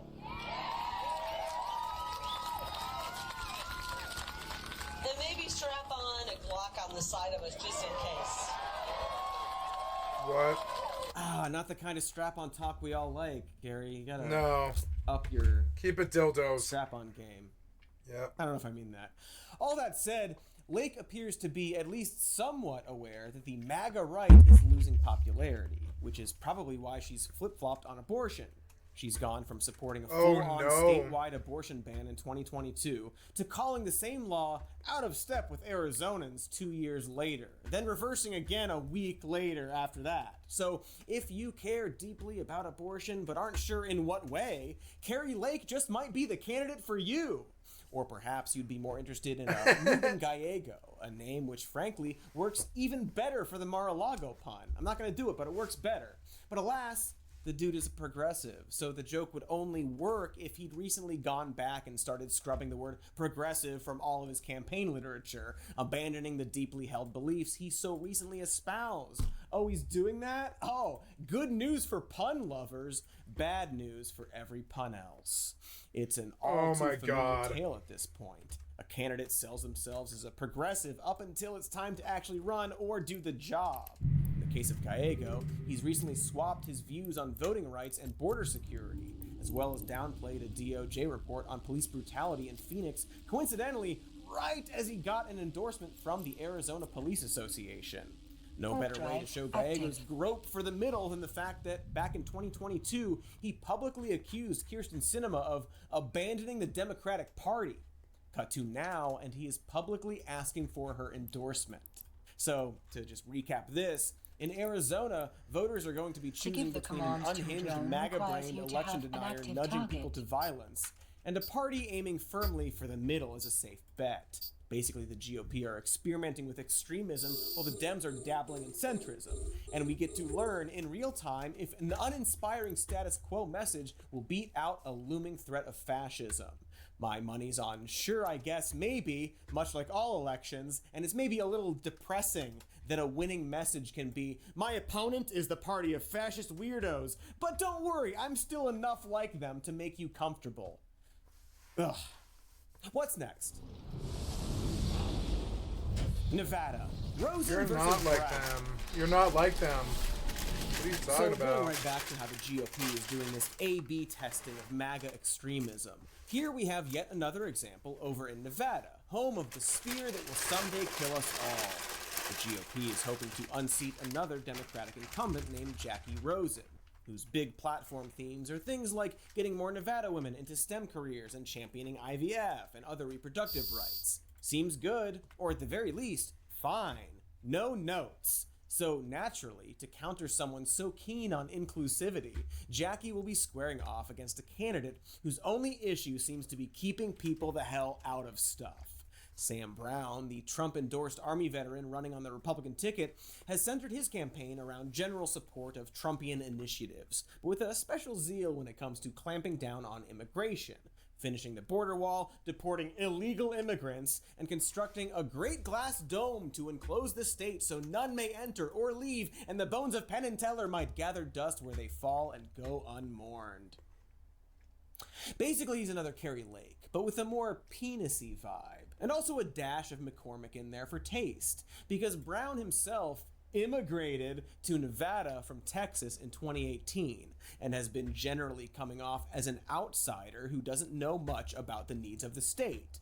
The clearest example was his support of opening the Yucca Mountain Nuclear Waste Repository, which Nevada voters have been routinely against doing, probably on account of the fact that the state has 0 nuclear power plants and is essentially being asked to hold everyone else's trash. Like, I'm not against nuclear power, but I get that. Anyway, Brown initially said that reopening the site would be a great job-creating opportunity before immediately backtracking on the issue, saying that it had never been a priority of his and that he's done a lot more research since that initial stance. Glad to hear he's doing some reading up on the state he wants to represent. This is all to say that Jackie is just about 10 points ahead of Sam, and the general consensus from analysts within the GOP itself is that he hasn't been strong enough on the issues Nevadans prioritize most, because he's not intimately familiar with them, because he's not from there, which I just highlighted again because it's very, very funny to me. You know, with the guy being most focused on keeping immigrants out. And I understand that Mexico is different from Texas. It's just satisfying in a poetry kind of way. This is also why Brown has been waffling on abortion bans in the state. Having been vocally anti-choice back in Texas, he's now had to soften that view for Nevadianian voters. I'd posit that abortion isn't one of those things you can waffle on. At the casino buffet, sure, toss a waffle on there. Abortion bans? No. It's a different matter entirely. Ultimately, Sam Brown seems to be liars going for the White House instead of whatever color the House the Nevada Senate lives in. Sepia. And so, much house. Like Trump, he's firmly betting on fear and xenophobia over any semblance of nuance. Biden and Democrats' open border has wreaked havoc on our state. Rampant crime, human trafficking, and deadly drugs. Fun. Deadly hey, did you know that violent crime in Nevada is down 28% since 2015 and immigrants do less crime than natural citizens? Anywho, Trump's endorsement of Sam Brown also came pretty late in the game, which some saw as a sign of trepidation or lack of confidence on the part of Trump, his administration, or the GOP establishment. Because again, despite Trump being the presidential candidate, Republicans don't seem confident that MAGA politics is going to win voters, especially in states that aren't exclusively red. And Nevada hasn't had a Republican win a Senate race since 2012. It seems that, so far, the only person who can succeed at spewing Trumpian goop is Trump himself. And so staying alive in MAGA-land is like trying to read the future from bird entrails. Plus the bird was senile and diluted to begin with, and all it ate was Big Macs and microplastics. I'm sorry, that was redundant. It should just say Big Macs. Did somebody say entrails? Mr. Cody, hey! Wombo got a new idea. How about instead of someone news, it's someone nudes. Hot, naked people in bathing suits, Mr. Cody. Broad summer, Mr. Cody. Broad summer. I mean, it's autumn now, so... Blood autumn! Autumn news, Mr. Cody, get it? What do you mean, get it? Like, what's to get? Autumn nudes! All damn nudes! Hot, naked, liberal ladies in piles of old crunchy leaves, Mr. Cody! So, you want to rebrand some Morbo news as all dem nudes? Okay, great. I'll get right on that during the break. You do more cocaine. That goes for you all too. Enjoy these ads. Cats have many uses. Companion, paperweight, and that's all the uses. Just the 2 uses. They sure make poop a lot though. Sometimes every day. It is vexing. You gotta train them to poop in your bathtub or perhaps some other solution. But now there's the litter robot by Whisker. It automatically cleans your litter box after every use, so your home doesn't smell like somebody pooped in a bucket of sand, which is what's going on. If you have 1 or 20 cats, it's simply your best and mostest futuristic option. Why? Because the litter robot will actually send you notifications when it needs to be emptied, as well as info data on your cat's health. That way, you can lecture your cat about their shortcomings. I have 1 or 20 cats myself. It's fine. And it's nice to look in my cat's eyes without thinking about having to fumble around with his stool. And I'm not alone. You can join over 1 million cat freaks who've upgraded to the litter robot.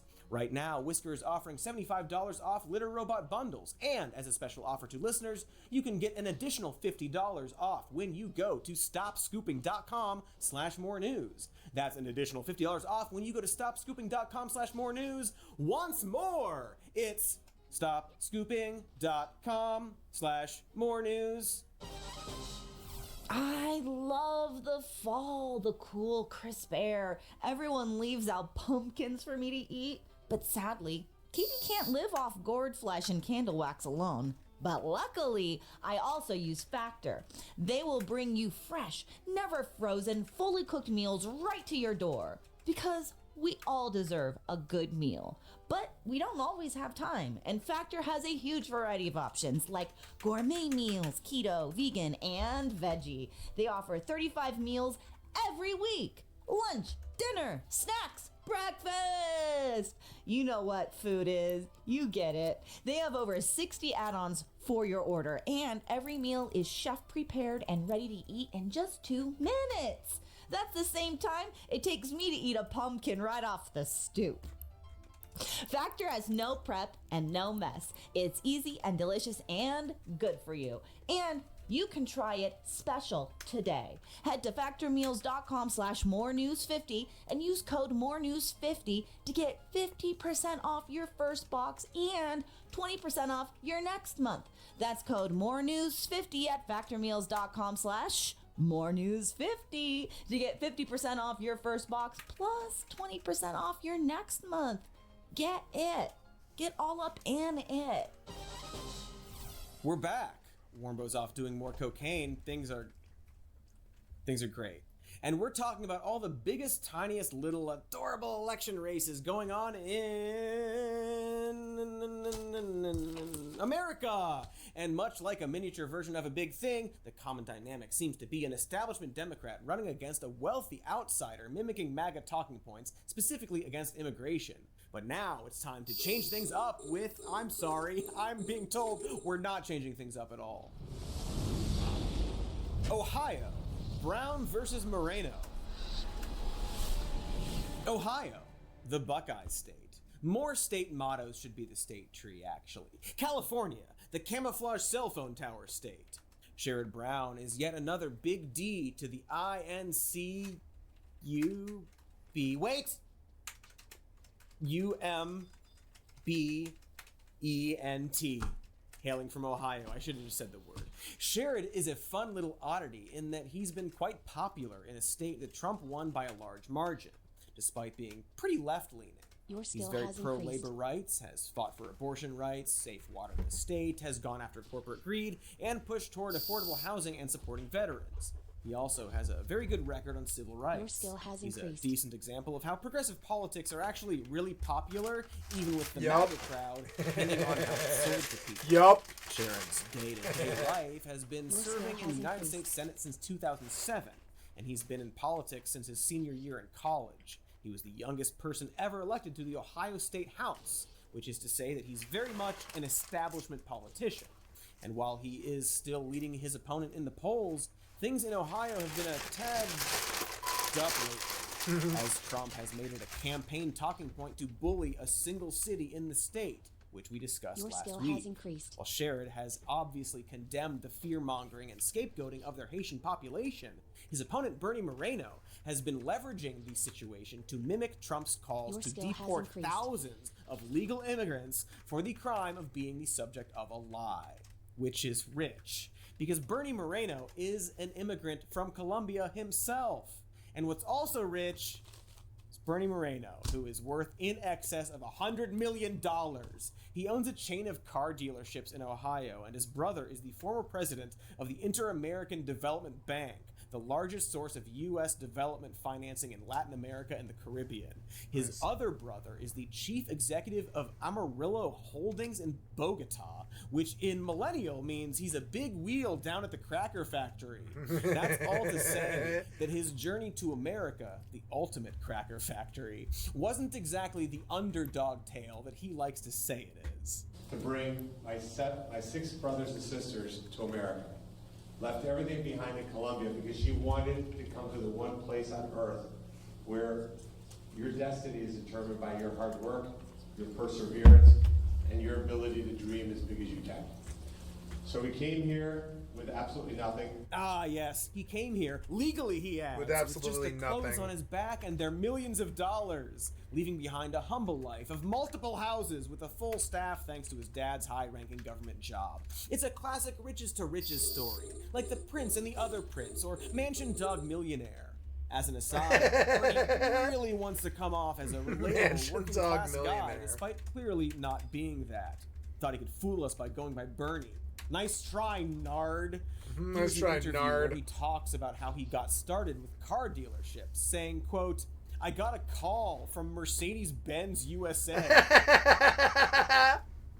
in 2005. Your skill We has have this really increased. crappy dealership in the Midwest we'd like you to buy. Sounds fantastic. It was the only dealership I could afford." So scrappy. How he could only afford to buy the That one car Mercedes dealership. Only after one. being specifically asked by the company to do so. Anyway, Bernie is super against people immigrating here, just like he did. And as you can tell, his big talking point is that he came here legally, you see. Legally. Something he points out constantly. My parents brought me and my siblings to Legally. America legally. Legally. Oh, okay, so as long as it's legal, he has no problem, you know? Unless they're those Haitian immigrants who are also here legally, I guess. Geez. I guess he's just a hypocrite or something. Along with being totally batshit on immigration, Moreno has also suggested cool ideas like white people should get reparations for all they suffered in the process of freeing slaves in the Civil War. You know, because everyone deserves to be made whole for their suffering, even those who suffered while freeing slaves. It's really batshit stuff, Bernie. Sorry, Nard. Also, who would be giving those reparations? Like black people, like as a thank you? Or other abstract white people who exist above the layer of whiteness we already perceive? The very gods of caucasity. Anyway, Caucasity is somehow close. I guess never underestimate His wife the is so power of funny. scapegoating an arbitrary group of people for political gain. You'd think we'd be past this, but I guess The not. gods of I blame caucasity. everyone with freckles for some reason. All right, what's another state that exists? Nebraska. Osborne versus Fisher. Nebraska, where the state tree is corn and the state sandwich is a greasy pocket of beef and cabbage called the runza that also gives you them. It's going to be an interesting race to watch, considering that it's an incumbent Republican taking on an independent. No D's allowed, just like that coven down the street. Currently, the Republicumbent, Deb Fisher, remains in the Your lead. skill has However, increased. the unaffiliated union leader Dan Osborne is closing that gap. And depending on the polls, he's actually very close or has in fact taken the lead. Fisher is, for the sake of this segment, your standard missionary position Republican. She voted to expand drilling, won't fund alternative energy, wants to increase defense spending, and block forgiving student debt, is in league with Satan, yada yada yada yada. Is in league What's with interesting Satan. about this race is what we just said about Sherrod Brown and his corny of MAGA voters. And while everyone is wondering if Is in league with Satan, and he says it so casually, but I mean, it's true. They're like in league with Satan. I don't know how else to say that. That's like exactly true. That is exactly what is true. They're in league with Satan. Like he kind of glossed over it, but he didn't though. He didn't. He didn't gloss over. yada, yada, yada, yada. And her standard missionary position Republican. She voted to expand drilling, won't fund alternative energy, wants to increase defense spending, and block forgiving student debt, is in league with Satan, yada, yada, yada, yada, yada. What's interesting about this race is what we just said about Sherrod Brown and his courting of MAGA voters. And while everyone is wondering if independent voters will go for Trump, it seems that Trump voters will sometimes go for independents, even when Trump endorsed the other person. It sort of speaks to the idea that a portion No, Republicans aren't dumb. No. of Trump voters are often people who are simply tired of the establishment system, which includes both the Democrats and the GOP. And possibly even Trump himself at this point, right? As if Trump actually just represented that displeasure, at least for some people, as opposed to having policies they actually like. 26,000 LP. That up, but it's just a vibe I'm getting. We're vibing. It's actually more like a hope. It's like, I hope that that's true. I hope that people are less Trumpy than maybe they seem to be. Much like the multiple curses from the coven down the street, I just feel it and I hope it in my brittle bones, okay? We're praying now. It's the prayer year. Because in the case of Dan, what makes him unique is that his beliefs don't align at all with Trump. He is a true independent in that some of his views are right-wing, some are left, some are a little libertarian-y. He wants border security and to legalize weed. He wants the government to stay out of our personal lives. He's pro-choice and pro-gun rights, but also supports gun safety reforms, because he's also in favor of regulations when needed, such as railroad safety, funding school lunches, and more support for veterans. He's for the right to repair, something we've talked about on this show, and wants term limits for Congress. He even has a section about blocking private equity from healthcare. He's apparently all for green energy. I know I sound like I'm doing an ad for him right now, and honestly, I don't actually know how sincere he is with these stances, and his platform is fairly brief, and there are 50 whole states. I'm not going to look into him further. But it's neat to see someone with nuanced views that don't draw a hard partisan line actually see success. Unless he loses, you fucking loser.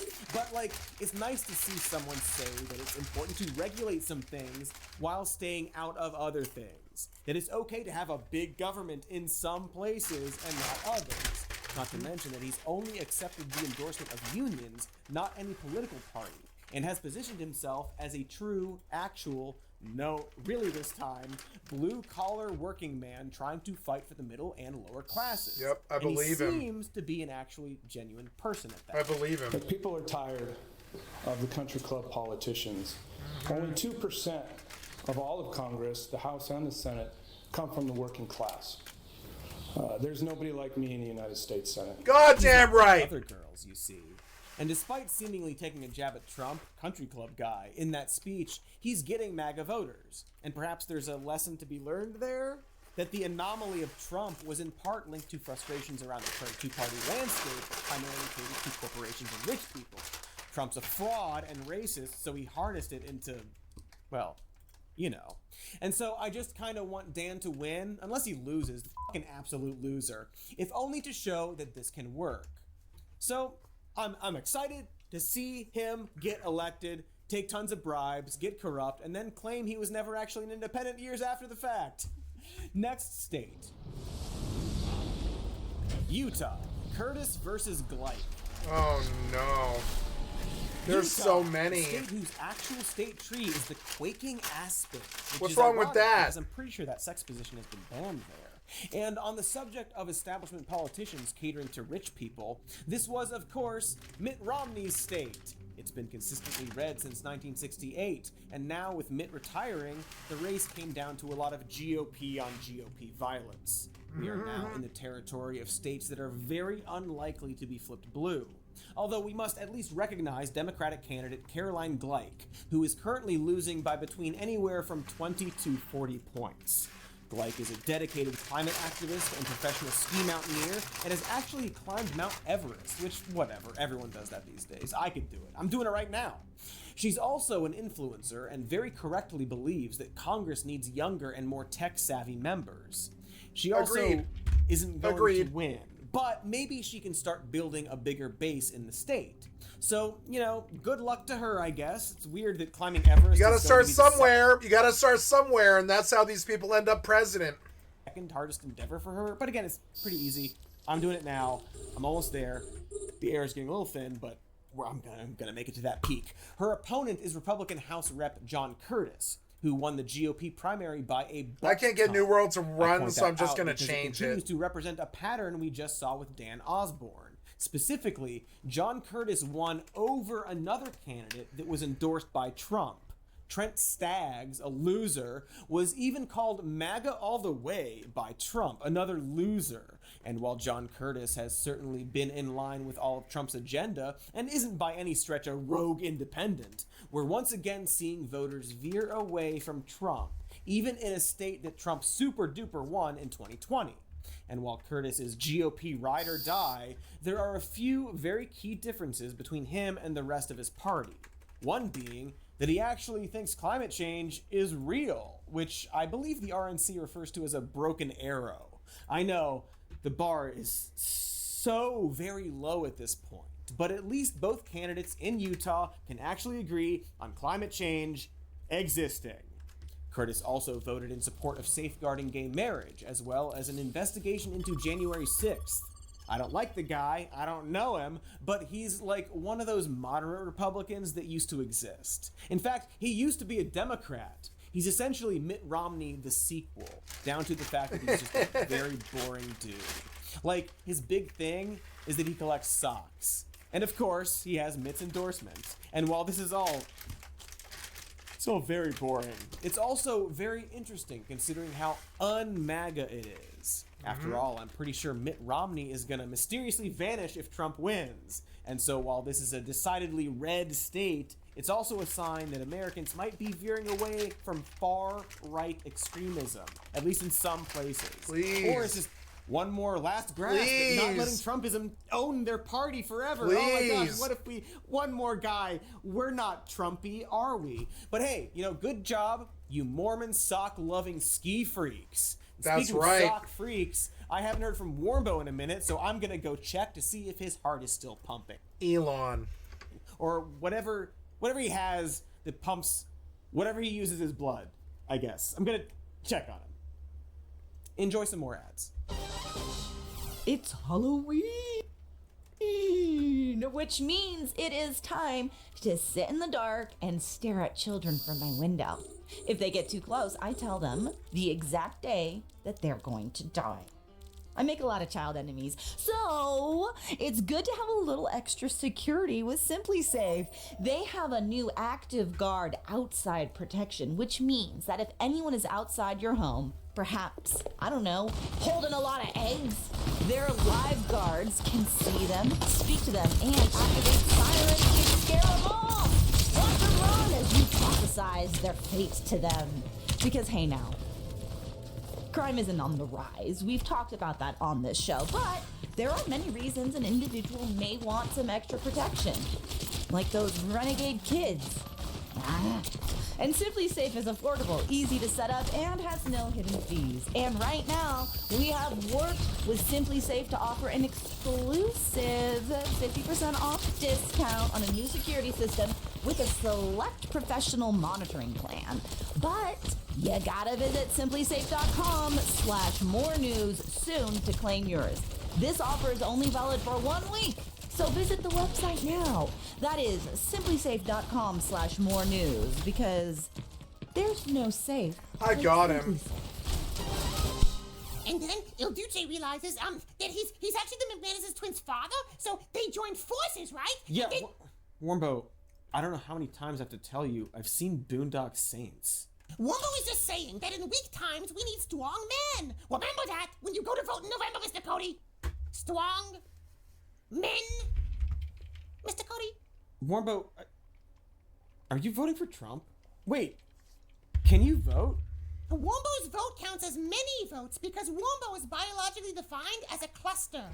Wombo has 60 social security numbers, Mr. Cody. You know what? I just saw a bunch of cocaine in the dumpster outside. Hi, we're back. If you're just catching up, we were recapping all the state-level elections happening this year.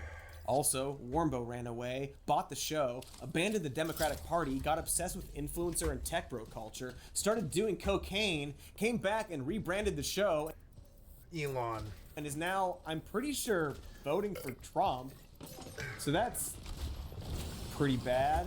Yeah. I think I'm gonna have to make some phone calls after this. But for now, let's keep talking about these upcoming Senate races. We did the Fisher. We did the Glyke. What's the next dumb name we're doing? Montana. Sheehy versus Tester. Okay, are we just making names up at this point?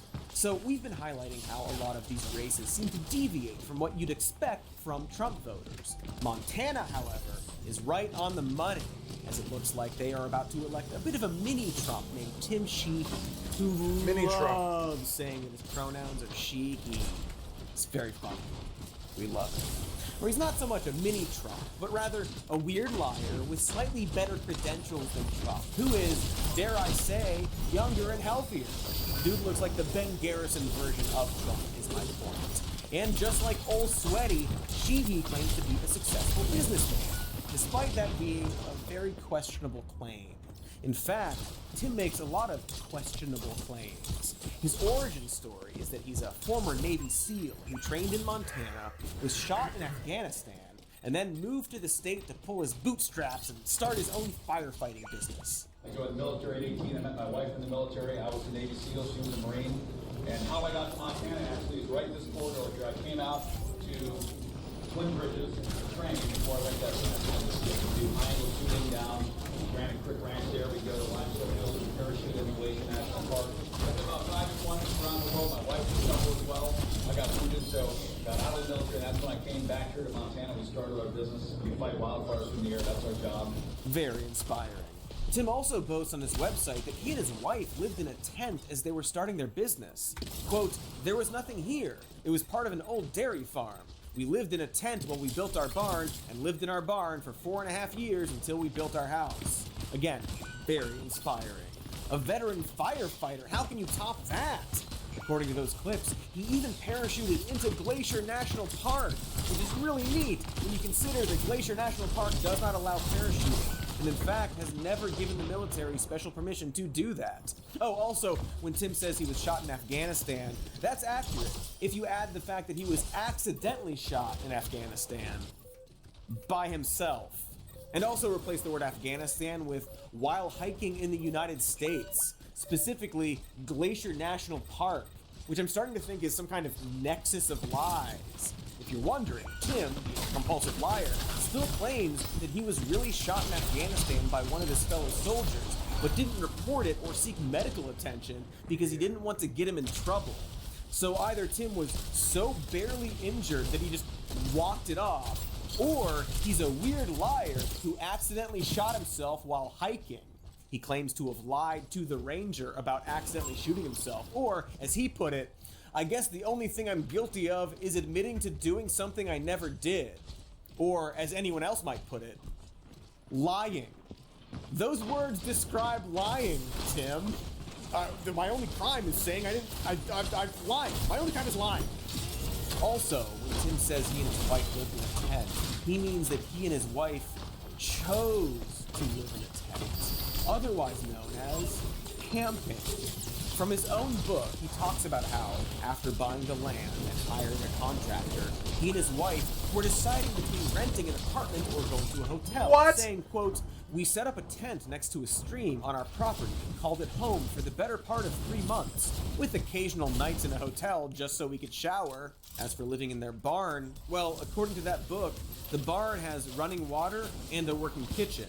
So, not really a barn? Sounds like a house? Because hey, guess what? Here's some news. Tim Sheehy, the bootstraps pulling tent dweller, is fucking rich as hell. Or rather, his family is. He and his wife started with $300,000 in savings, and he would go on to receive at least $600,000 from his family over the years. Okay, so to recap. That must be nice. Everything he said has been a lie. He is a rich kid who accidentally shot himself and then used his family money to start a business. But at least that business is successful.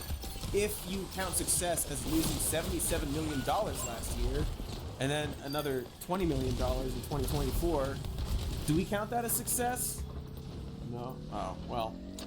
Just so we're clear, Tim Sheehy, the compulsive liar, is currently winning in the polls against Democrat John Tester by a lot, and against an incumbent, which we've established is statistically unlikely, and in a state that isn't doing all that bad economically. I mean, it's not great. There's a labor shortage and the same housing crisis that's everywhere. But the lesson, if there is one, is to never underestimate the power of labeling your opponent a Washington elitist, which is exactly what Sheehy is doing, despite he himself being an elitist. The reason he can get away with that is because, well, he's not wrong about Tester, who is balls deep in lobbyists, specifically Goldman Sachs, Microsoft, and Google. Of course, Sheehy is being funded by fucking Blackstone. So ultimately, it's just one rich elitist accusing another rich elitist of being the same rich elitist that he is. Please live. Except Please the other live. rich elitist is running on budget reform despite owning a failed business and being a weird liar. Ultimately, this comes down to Tim Sheehy seeming like a fresh, handsome face and outsider and being very good at lying. He's being propped up by the Trump family, and the reason I'm spending so much time on him is because, well, I think he might stick around for a while. Not to make predictions, but I wouldn't be surprised if this grifter wad rides his fib train all the way to the national stage and one day runs for the big chair. Assuming that chair is still something you can run for in the future. You know, what with all the coups? Anyway, speaking of boring Democrats, we have one more state to visit. Mansion country. West Virginia, Elliott versus Justice. I know this isn't technically about Joe Manchin, but it's kinda definitely about Joe Manchin. Joe is, by all accounts, a political coward and hack. When you claim to be a centrist in a time where one side of the aisle is dabbling in fascism, you are not actually a centrist. In the case of Joe, he's a rich guy who got rich off of coal and oil, either directly running a coal brokerage firm or also directly as the largest recipient of fossil fuel money. He's not complicated. He is, where it matters, a Republican who pretended to be a Democrat while sacrificing everyone's future for short-term wealth. I guess people are complex, and so maybe I'm simplifying things, but during his time in office, Manchin supported the border wall, voted against marriage equality, and also against reproductive rights. His entire legacy is that of a political equivalent of a dead horse blocking an intersection. He's now claiming to be an independent while endorsing the Republican God damn it! Place, current Governor Jim Justice. And yeah, he's got a superhero name, and that's cool, except, like Manchin, Jim is just another coal baron. And boy, he looks like one at that. His entire mission is to keep a dying coal industry alive instead of helping to bring his state into the future, which you might recognize as being exactly what Manchin is doing as well. In fact, Jim isn't even trying to help the coal industry as a whole, but more likely his specific coal empire that is currently being sued by the banks for over $800 million in debt.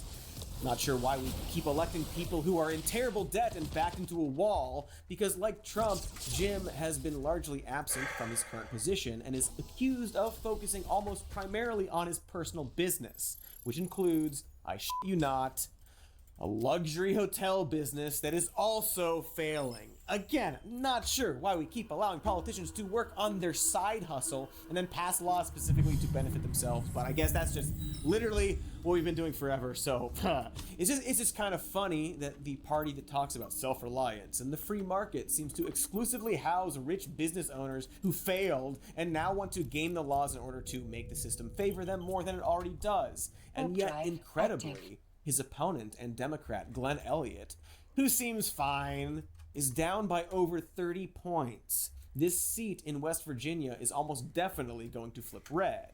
And man, if I know exactly why. I don't want to be cynical, but if these polls are true, it means this state is going to vote directly against their own interests. Possibly because of their low voter turnout. Some have speculated that Jim's financial woes have been normalized by Trump. But I think the real reason goes back to Joe Manchin, who endorses justice and has pushed himself as a champion for the coal miners in that state.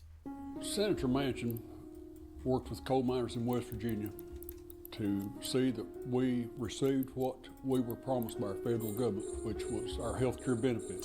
Hey, good! Perhaps Jim Justice can follow suit, considering his companies have been sued for not paying healthcare premiums and debt from safety violations. While in office, Manchin made sure that his state was dependent on coal and other fossil fuels, specifically blocking legislation that would have brought in renewables. It is a huge part of their economy.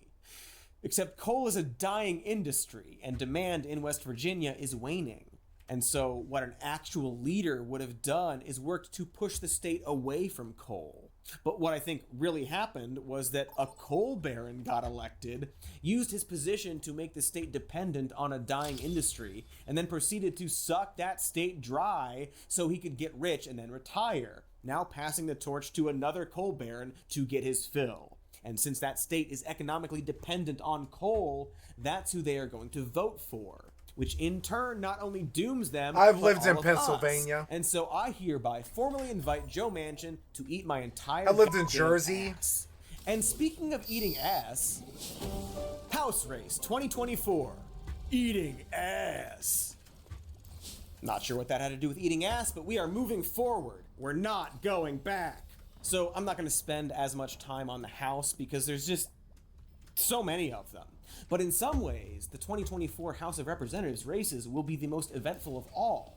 That's because we just had a census in 2020, and the lines that delineate congressional districts all shifted around since the last time we did this. Many new maps were used in the 2022 midterms, although some had to be redrawn after 2022. But this is the first time we'll be using them during the race for the big seat. Regardless, this gerrymander meander means that there are a bunch of crossover districts in play now. Places where it seems statistically likely that the opposite party will be able to flip the seat given the new demographics of the district. Democrats are looking to flip at least 17 of these red to blue seats, but the most recent polling shows that Republicans are favored in 207 House seats, while Democrats are favored in 202. Plus, there are 26 toss-ups. A party needs at least 218 to control the House, which is to say that the Republicans will have a slightly easier time maintaining their majority. But it's tight, and so there's a chance that Democrats could get it if you're into that kind of thing. Most analysts are looking at a half dozen close House races in California as the ones likely to determine which way the scales of power tip. 5 of those 6 seats are currently held by Republicans, but 4 of those 5 districts were won by Biden in 2020.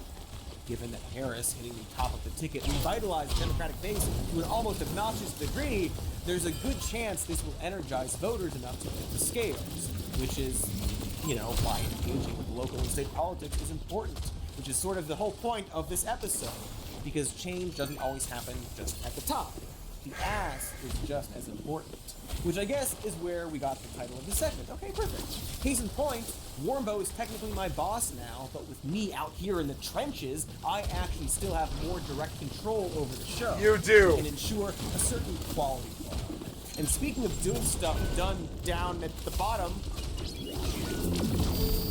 judges and other ballot issues. No, I wanted that down. That was my mistake. So perhaps you're looking for places to put your newfound enthusiasm and opportunities to vote for change. May we suggest spending some time getting to know your local judges and judging their judgments. 33 states are holding elections to fill more than 80 seats in the highest circuits this year, which will directly shape law and enforcement around reproductive rights, criminal sentencing, gun control, or lack thereof, and more. In Michigan, the court's slim Democratic majority has been able to address harsh sentencing practices for young defendants, progress that would likely be reversed if Republicans win both of the seats up for grabs. In Kentucky, a legal challenge to the state's abortion restrictions recently splintered the Supreme Court, which issued 5 separate opinions on the issue, which indicates that from hell's heart I stab at thee. Tip the balance either way. It's all up to the voters. Courts are right at the front lines of issues like abortion, gender-affirming care, legalizing cannabis, and vacating related sentences, on and on and on and on. You kind of need the presidency to make it all work, but there's no question that we need wins at every level, and direct voting on the issues themselves. So hopefully, if you're watching this and you care about some of this stuff, you'll invest slightly more time than it takes for Joe Biden or whoever. I'll look it up. Because frankly, this is not a set it and forget it situation. Also, I doubt there's an actual lever anymore. Ballot measures covering abortion and reproductive rights are going up for a vote in 10 states. Recreational marijuana is on the ballot in Florida, and it's looking like some GOP strongholds like the Dakota Twins and Nebraska might follow suit. Or if you like getting all meta and Deadpool with it, you can vote on how we vote. Ranked choice voting and open primary systems are being debated in Oregon, Idaho, Montana, and South Dakota. Like we've said in the past, a lot of the mechanics of our voting systems are completely out of whack, leading to fun little misunderstandings like who's president and whether treason happened. So, yeah, that's extremely important. Like, I wish we could give it more time to break it down, but unfortunately, we have one more person to get to. And in fact, we're going to circle back to the Senate, despite that being thematically weird, because there's a race right now that's near and dear to my heart. And that is the potential unseating of Raphael Edwards DeVries. Texas, Zodiac Jr. versus Allred. To be clear, Ted is currently in the lead. But it's far tighter than one might expect. Or maybe you do expect it because Ted managed to wriggle by back in 2018. Which is kind of what Ted always does when you think about it. He's a worm. A booger-eating, 9/11 jerking, wife-elbowing, Cancun-visiting little online freaky worm who has managed to stay afloat by sucking up to whatever fringe right-wing politics is popular at the time. He started as a Tea Party guy, then a never-Trumper, then a please-step-on-me Trumper. You know, a coward. We've certainly spent a lot of time on Ted in the past. We don't have to remind you. He's currently running against a guy named Colin Allred, who I couldn't give a fuck about. Colin is currently campaigning on reproductive rights as his vanguard issue, which is both smart and ethically good and right. In fact, the Republican Party as a whole has been forced to tamp down some of their more extreme anti-abortion rhetoric lately, as elections loom and lawmakers suddenly recall that half of Earth's population has a uterus. Cruz himself has softened his language on the issue. He gets really pale and fidgety when anyone brings up one of the many preventable tragedies him and ghouls like him are now directly responsible for, and has started to rally around IVF in an obvious attempt to come off as human on the issue instead of goblin, which is what he is. Goblin and ghoul. He's a gabagool. Because again, Ted will morph and shape his wormly little body to accommodate any view he thinks will get him elected. And if he doesn't get elected, he will find some way to ooze into the spotlight no matter how much we resist. He'll probably replace Gutfeld, or honestly, he'll just do a voice for a Daily Wire cartoon. So Ted's re-election plan is what you'd expect. He's illegally funneling a bunch of ad revenue from his right-wing grift podcast into his campaign, promising to kick all the immigrants out and close the border, which you'd think he would have done in the past 12 years he's been in power if he was going to. But, of course, that's what's popular now. That's what Ted believes. He's a weird little sycophant that literally no one likes. Not even his colleagues. Not even his mother, it seems. Not a day goes by that my mom is not lifting me up in prayer. For hours at a time. And yet, he's still here. Because, looking back at everything... God damn it! It's hard to tell which way the wind will blow when it comes to MAGA politics. Some people are successfully harnessing Trump's rise, while others are showing a refreshing break from it, while others still drown in an attempt to harness it. And if Ted Cruz has any talent, it is his ability to sense the way the tide is flowing and then ride the turns like a dead raccoon ragdolling a storm drain. And so, wouldn't it be nice if we fished out that stank carcass, threw it away once and for all? I just think it would be nice if we accomplished nothing else this election. Perhaps the people of Texas could finally shake off the grotesque barnacle that is Ted Cruz. America's never-ending rash. My goodness. So yeah, I guess that's it. It's been fun. I hope you're all well. Warmbo, I can see you down there smelling my shoes. Sorry, Mr. Cody. Warmbo was just smelling Mr. Cody because Mr. Cody has a stench of Joe Biden's blood on him. Am I right, folks? Don't talk to them. Don't ever talk to them. Warmbo, are you gonna go for the job? Of course not. Oh, thank God. Warmbo is voting for J.D. Vance. Very relatable guy. Love him. Just like Warmbo. Man, you understand that he's Trump's VP, right? Like, how dumb can he fucking be? You dumb piece of shit. Dumb? Well, maybe Mr. Cody should have been nicer to Warmbo then. Maybe Mr. Cody shouldn't have pushed Warmbo to the right. Ever think about that? Cody Johnston. The time of man is over. Now begins the time of Warmbo. You silly fucking goat. I mean, that's Elon. Got my mouth.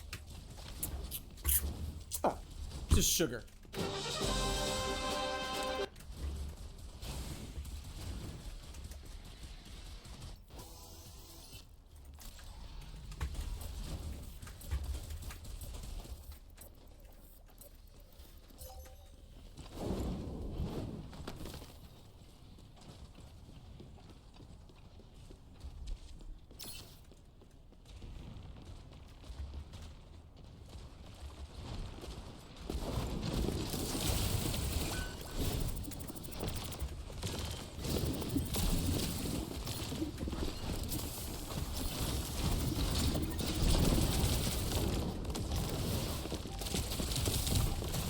Oh god. Ah, I couldn't do anything for a long time! Why do you lock me out of all of my abilities? The tracer still gets to shoot. Why do I have to walk for 15 seconds doing nothing? Why?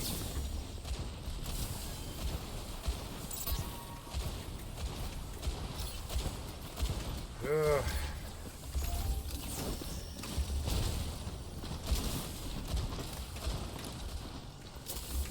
Ugh.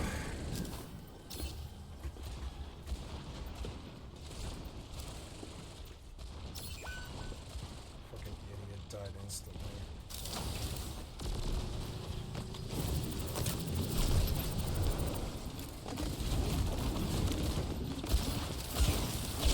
Ugh.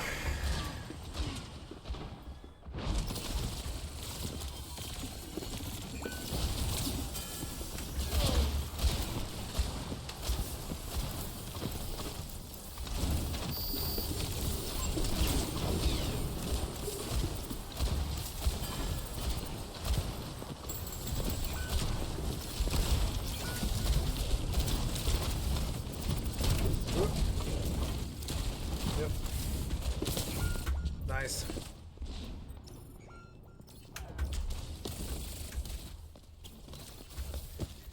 Set 8 kills for 19 minutes. Nice.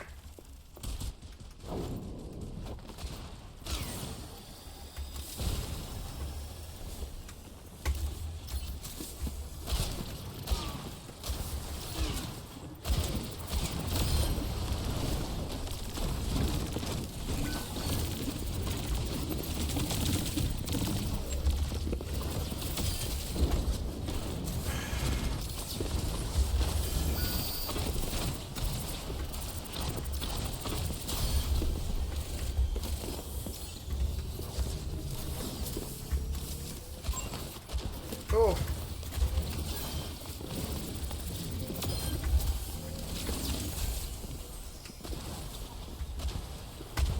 I ran through their whole fucking team.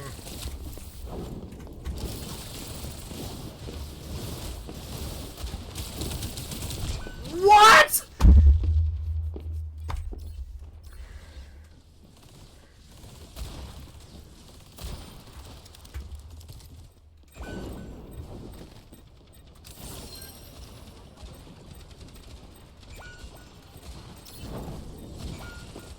Nice.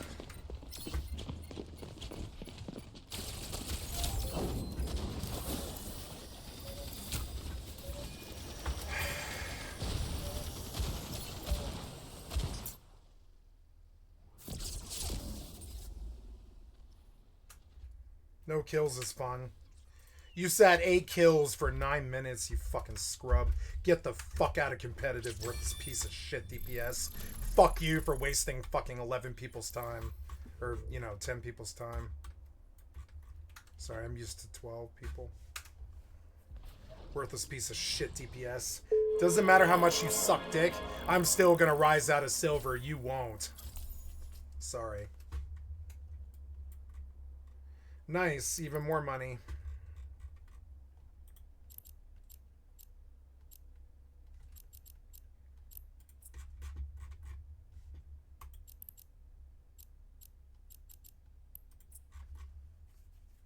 Warp drive active.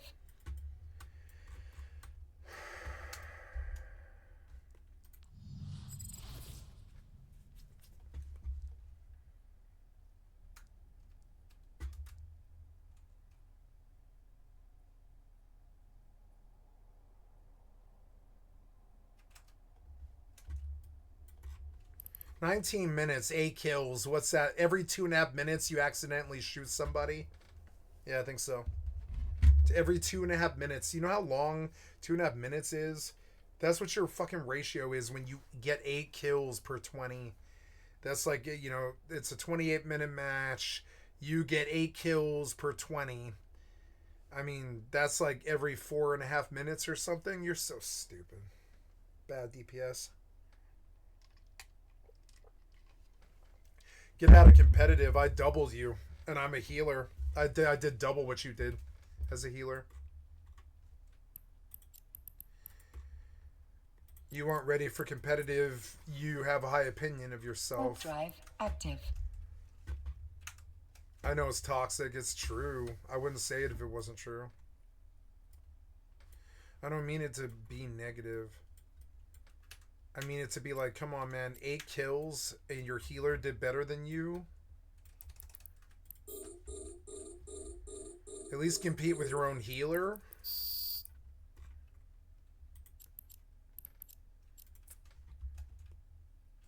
I mean, I'm just saying.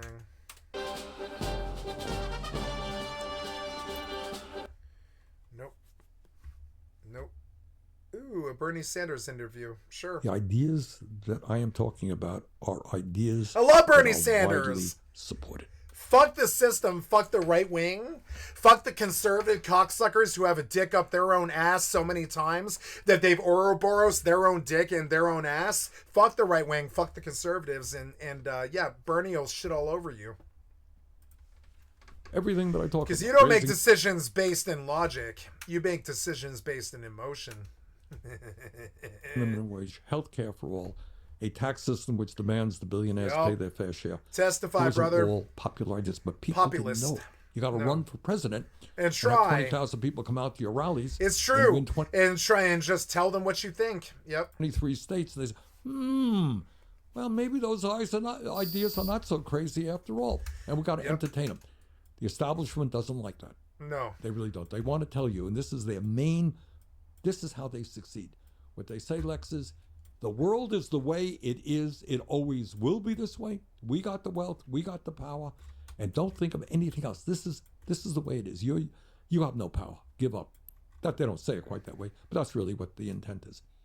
And what we showed is, guess what? Running an outsider campaign.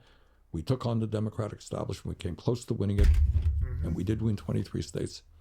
And the ideas that we're talking about are the ideas that working class people, young people believe in. You got there. You got there, buddy. Conversation. What you believe in is what I believe in. I'm sorry, but it's true. I know you think that he's some kind of communist or some socialist. He's not. He's a social democrat, and what he believes in is what I believe in. And I voted his party's ticket this year.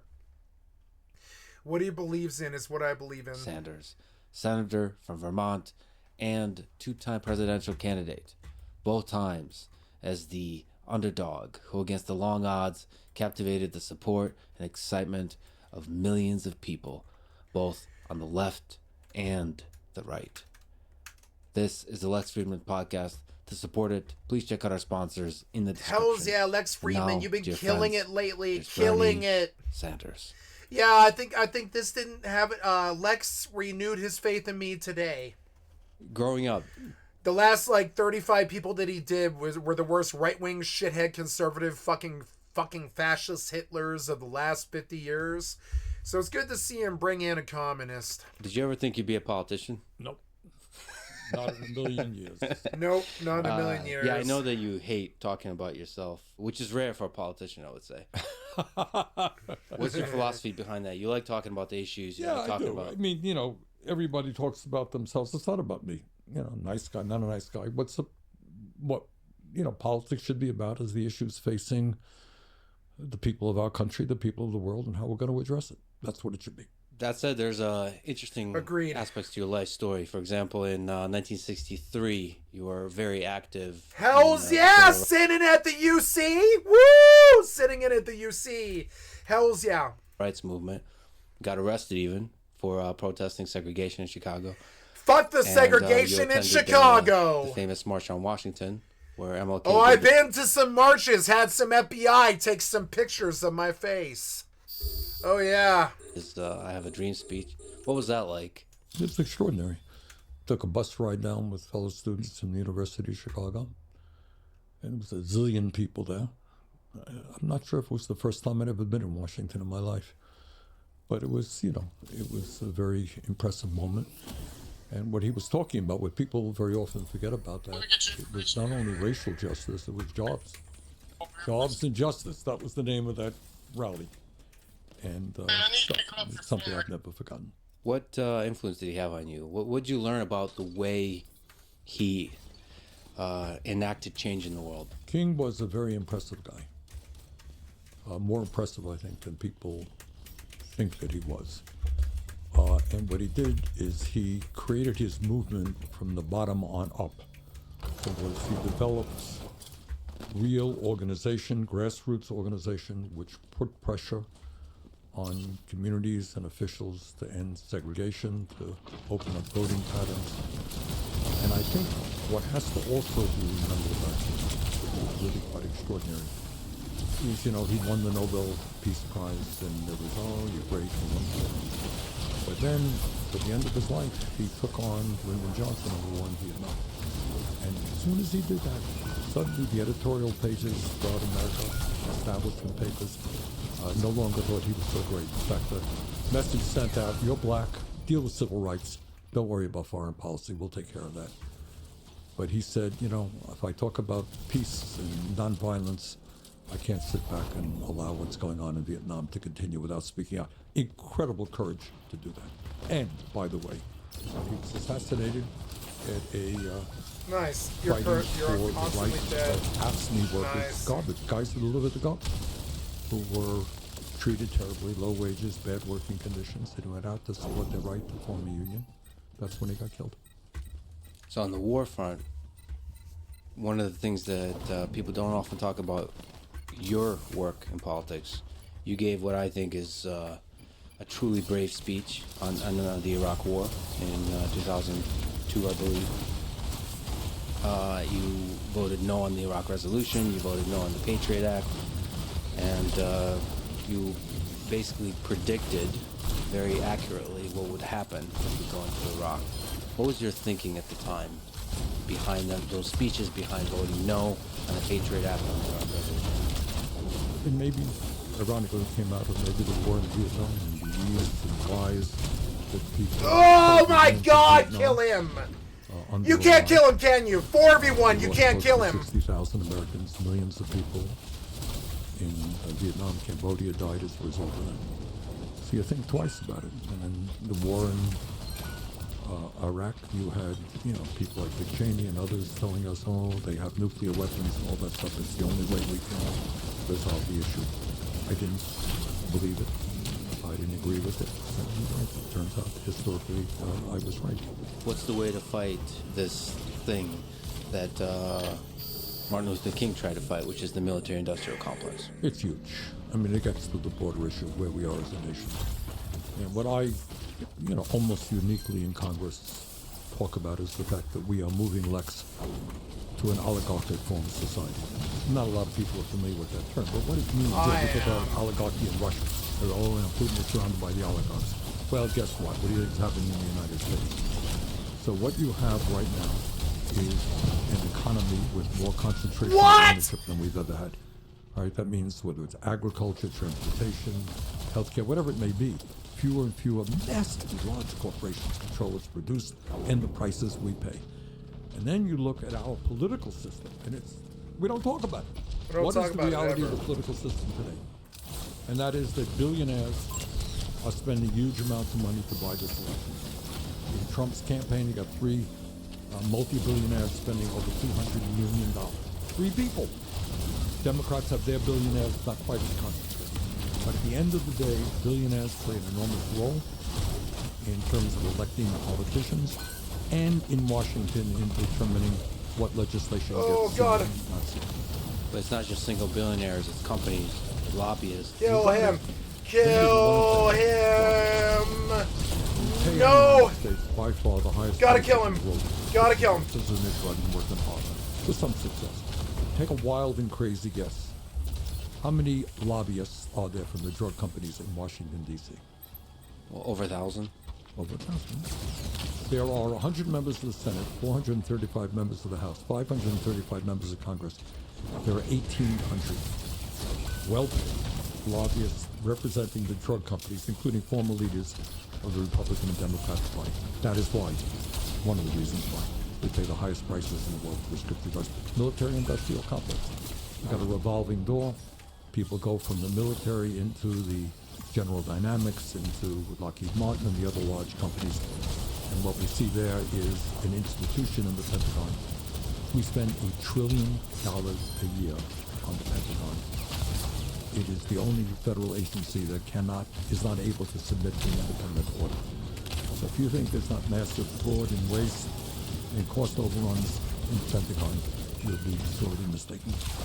Do you think most politicians are corrupt in accepting the money, or is the system corrupt, or is it a bit of both? If corrupt means that, hey, here's $10,000, vote this way, it doesn't work. That's very, very rare. Please get a kill. One of you guys have to get a kill.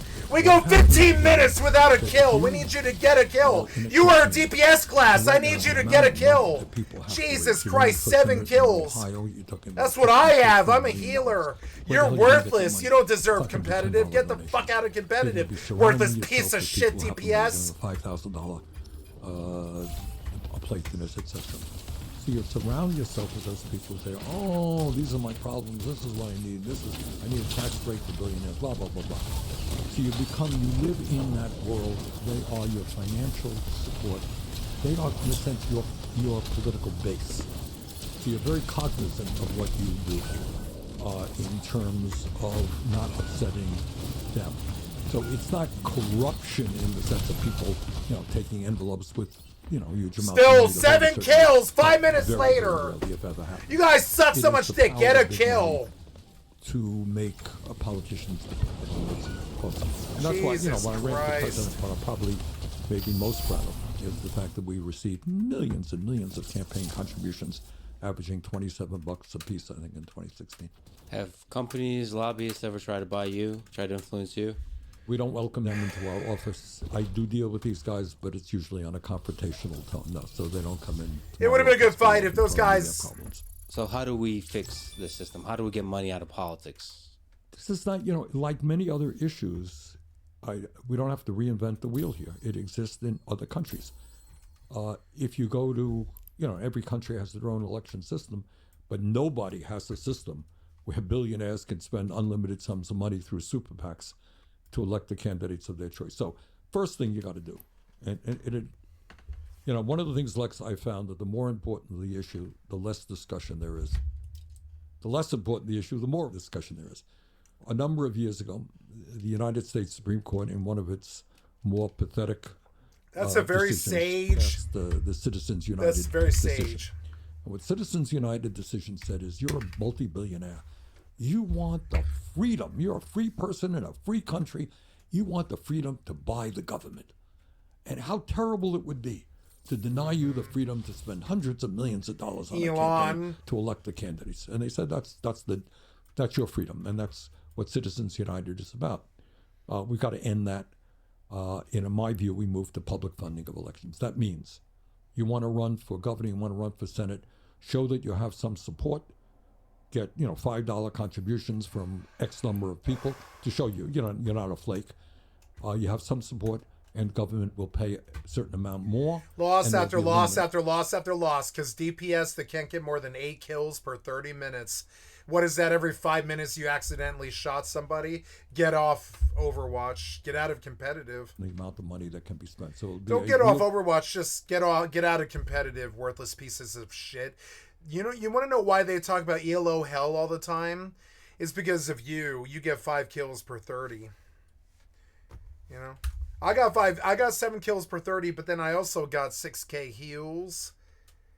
And I was the tank.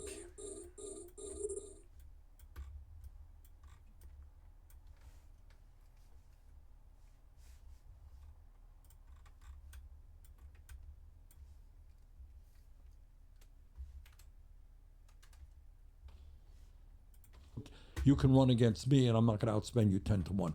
That's what we should be moving toward, in my view. Yeah. How do we make that happen when there's so much money in the system and the politicians owe to the people who paid for their election? Does it have to come from the very top, essentially, sort of a really strong, populist president? Well, you're right. You raised exactly the question. If I am getting a huge amount of money from billionaires, do you think I'm going to go out and announce, I think billionaires should not be involved in buying elections? I doubt that very much. Yep. So what you're going to need, and you tell me if I'm missing something, but I pay attention, You don't hear either of the major candidates talking about that issue, do you? I think what happens is when an individual politician speaks out about it, they get punished. But I think this is a popular idea. So if a lot of them speak out, that's why if it came from the top, if a president was using a very large platform to basically speak out, it provides a safety blanket for the other politicians to get it all out of the system. But there has to be a kind of a mass movement of it. Yes, it does. I mean, and every place I go, I always speak about the issue. And it always, people understand it. You're a Republican, you're a Democrat, you're progressive, you're conservative. Who really believes that we are a democracy when billionaires can spend, tens and tens of millions of dollars to buy elections?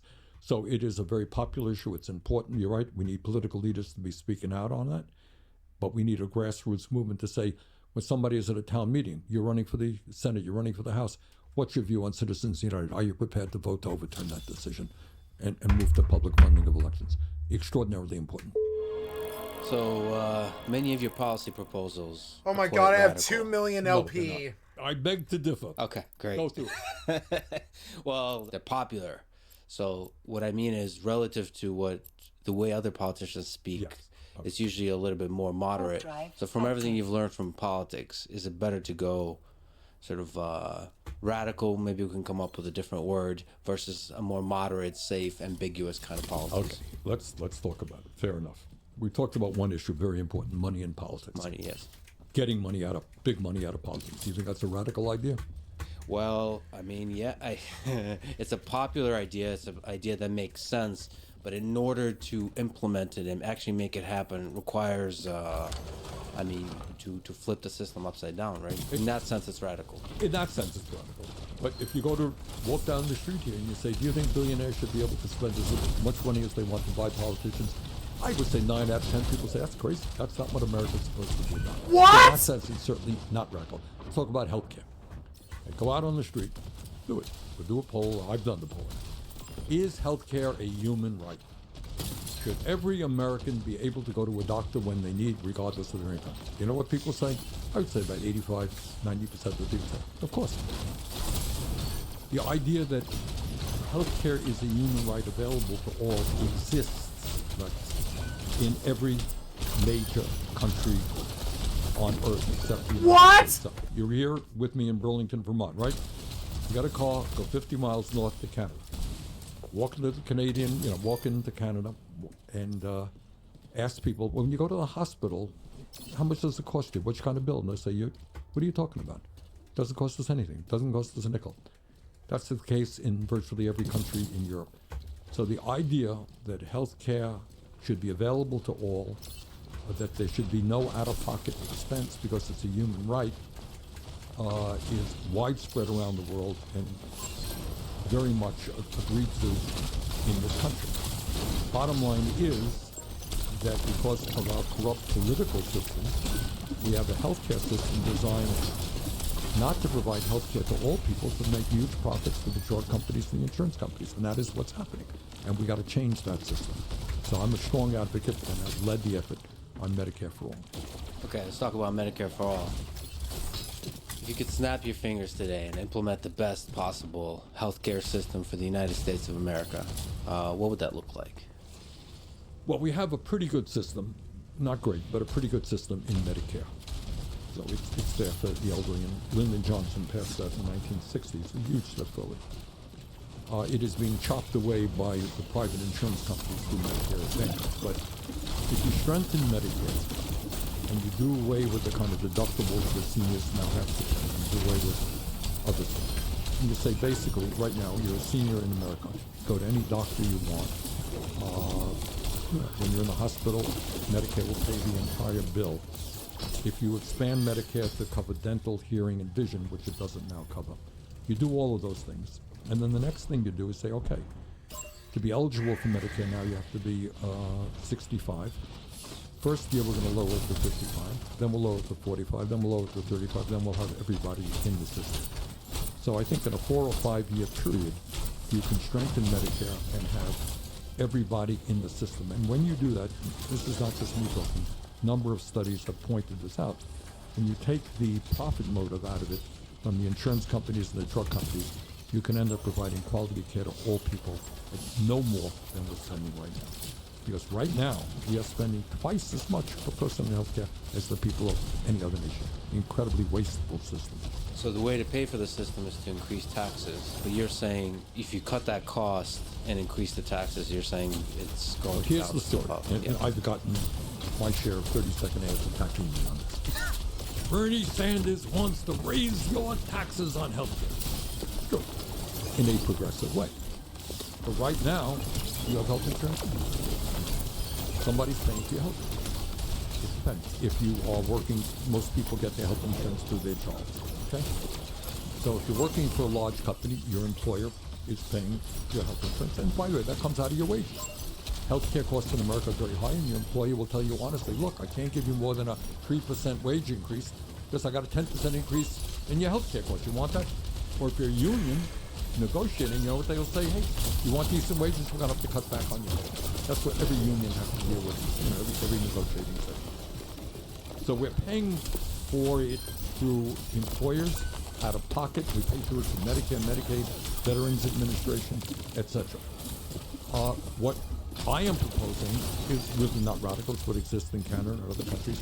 It is publicly funded, like the police departments and like libraries are, like public education. This is publicly funded in a progressive way.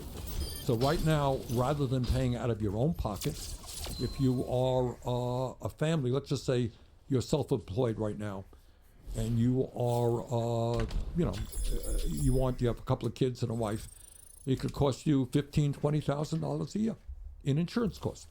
Well, that's all eliminated. Will you have to pay more in taxes? Of course you will. Maybe it depends on your income level, but it could be that you'll be paying $12,000 more in taxes, but not $20,000 more in premiums, co-payments, and deductibles. You save money. So it's paying taxes rather than paying money to the insurance company. You got a better deal through the tax system. So the most painful thing in today's system is the surprise bills, the number one cause of bankruptcy, and the psychological pain that comes from that, just worrying, stressed, in debt. You got it. And just basically afraid constantly of getting sick because you don't know if insurance is going to cover it. And if you're not insured, you don't know how much it's going to cost. So you're not going to go to the hospital even if there's something wrong with you, if there's pain and all that kind of. So you just live in a state of fear, psychological fear. That's the number one problem. It's just not just financial, psychological. Look, and I think you said it very well. I'm chairman of the committee that deals with this stuff, so I talk to a lot of doctors. And doctors in Vermont and all over this country tell me that they are astounded. People walk into their offices much sicker than they should have been. And the doctor said, why didn't you come here 6 months ago when you first, felt your symptoms? And they said, well, I have a high deductible. I have a $10,000 deductible. I don't have any money to pay.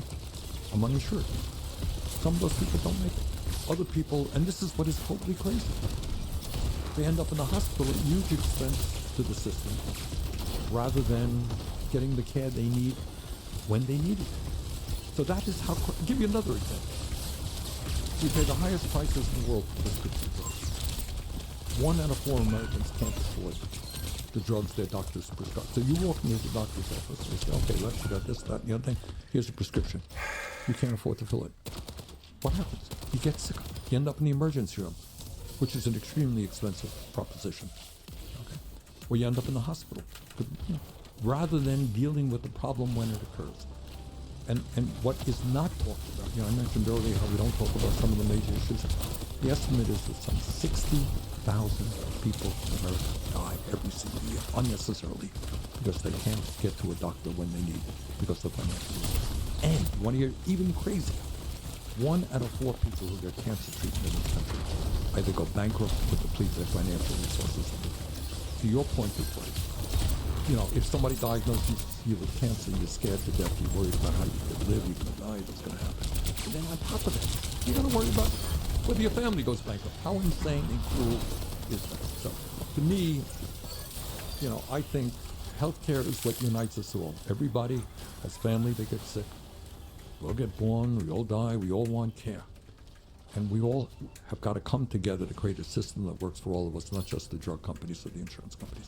There's just so many stories, and not even the horrific stories. There's countless horrific stories, but just basic stories of cost. Like my friend, Dr. Peter Attia, has this story where he happens to be wealthy, so he can afford it, but he had to take his son to the emergency room, and the son was dehydrated, and the bill was $6,000. They just did a basic test and gave him an IV, a basic thing, and he has really good insurance, and the insurance covered $4,000 of it, so he had to, at the end, pay $2,000 for a basic emergency room visit. $2,000 And is there's so a lot of cheap. families for whom that one visit for such a simple thing would be just financially devastating. And you know what? People know that, and you know what they say? You know, I don't feel well today. Yeah. Something's wrong.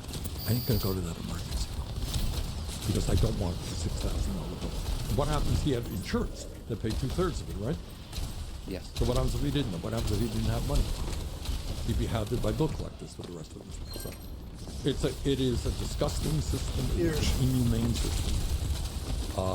But you know, the insurance companies and the drug companies are very powerful. They make a lot of campaign contributions, have a lot of lobbyists, and we are where we are.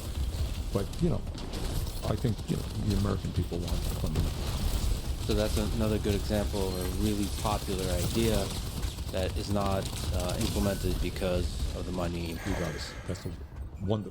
And I'll tell you that, not only is it not implemented because of money, it's not even discussed. Right, so I'm saying here, and no one disputes me, we are spending twice as much per person on healthcare, right? And yet 85 million Americans are uninsured or underinsured, and our life expectancy is lower than virtually every other major country. Do you think that might be an issue that we be discussing? Again, if a single politician discusses it, they get punished for it. So there needs to be a mass movement, and probably, I mean, from my perspective, it has to come from the very top. It has to come from the president. And the president has to be a populist president where they don't care about the parties with the rich people. They just speak out because they know it's a popular message and they know it's the right thing. Speaking of that, you had a historic campaign run for president in 2016. And in the eyes of many people, mine included, you were screwed over by the DNC, as especially the WikiLeaks emails showed. What's your, just looking back, feelings about that? Are you angry? Are you upset? Yeah, of course I'm angry, and of course I'm upset. But, you know, when you take on, in this case, the Democratic establishment, who have controlled that party forever, moneyed interest in the Democratic Party, you know, you're taking on corporate America, when you're taking on the corporate media, and when you're calling for a political revolution that creates a government that works for and not just for few, you know, the opposition is going to be extraordinary. But what I am extremely proud of from that campaign in 2020 as well is that we took on the anointed candidate of the establishment, and we showed, despite the fact the entire establishment, I had in the Senate, I had one supporter. There were 50 Democrats. I had one supporter. I had no governors supporting me, I think. Maybe a few people in the House. But we took on the whole political establishment, and we did, got millions of votes. The ideas that we brought forth were ideas that they had to eventually deal with in one way or another. And if you look at the American Rescue Plan, which I'm proud that helped write, during the midst of COVID, a lot of the ideas that we fought for were implemented in that bill, and I want to make them obviously permanent. And you almost won. And a lot of people thought that you would win against Donald Trump. I think we would have. I think Trump is a very, I think he's a little bit crazy between you and me, but he is a smart politician.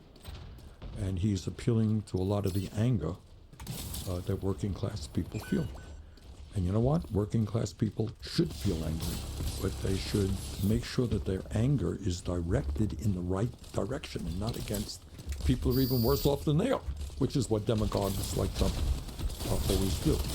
So, I think we had, as I went around the country then and now, we have a lot of support from working class people who understand that there is something wrong And this is an incredible fact that no one talks about. All right, I'm going to ask you a question. Are you ready for this, Lex? Let's go. Here we go. Over the last 50 years, there's been a massive increase in worker productivity as a result of technology. Oh my right? God, he's asking Lex a I don't know exactly question. what it is. But the worker today is producing a lot more than the worker 50 years ago doing something similar. Is the worker today, in real inflation accounted for dollars, making more money than that worker 50 years ago? Well, there's a lot of close arguments there, but your That's so point good. is well taken. It's either the same or a little bit higher or a little bit lower, depending on the statistics. It has not increased significantly, and the wealth inequalty has increased significantly. That is, so you would think that if a worker is producing a lot more, that worker would be better off, would be working lesser hours, etc. That hasn't been the case. And what has happened in that 50 years is, according to the RAND Corporation, there has been a 50 trillion with a T, redistribution of wealth from the bottom 90% to the top 1%. You got CEOs today making 300 times more than their workers. You got 3 people on top owning more wealth than the bottom half of American society. So that's why people are angry.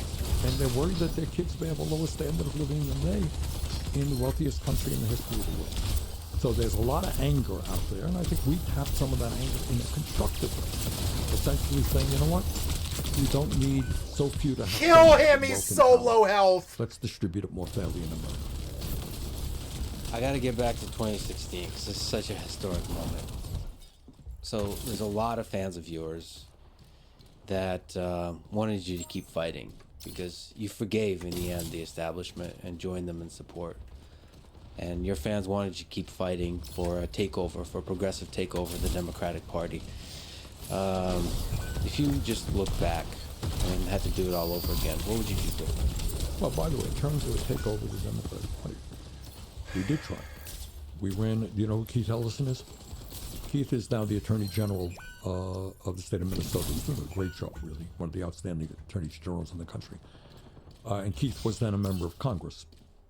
And we ran Keith to become the head of the DNC and the establishment from the President of the United States on down went to Keith.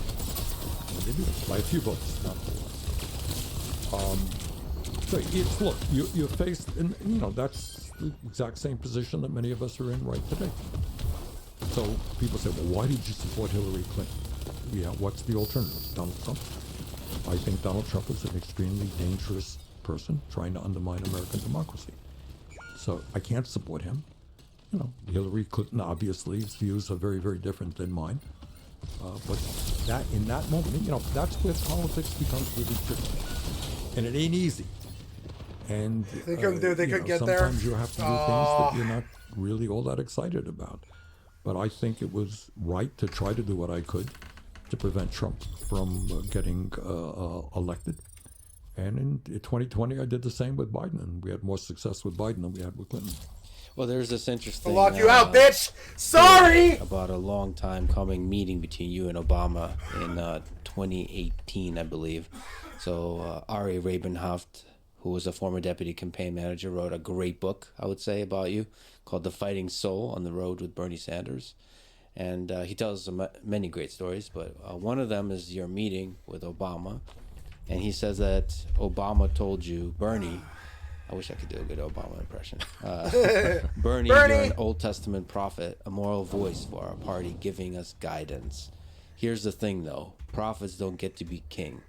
Kings have to make choices, prophets don't. Are you willing to make those choices? Basically, Obama was making the case that you have to sort of moderate your approach in order to win. So was Obama right?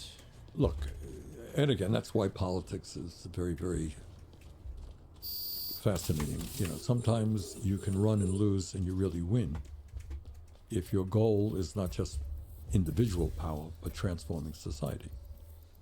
One of my heroes, you mentioned Dr. Martin Luther King Jr., who is one of my heroes. Another one of my heroes is Eugene Victor Debs. Does that ring a bell? Yeah, yes. Okay. For many reasons, yes. All right. Debs, many listeners may not know who Debs was. Debs was a union organizer in the early 1900s, helped form the American Railway Union, ran for president, I think, 5 times.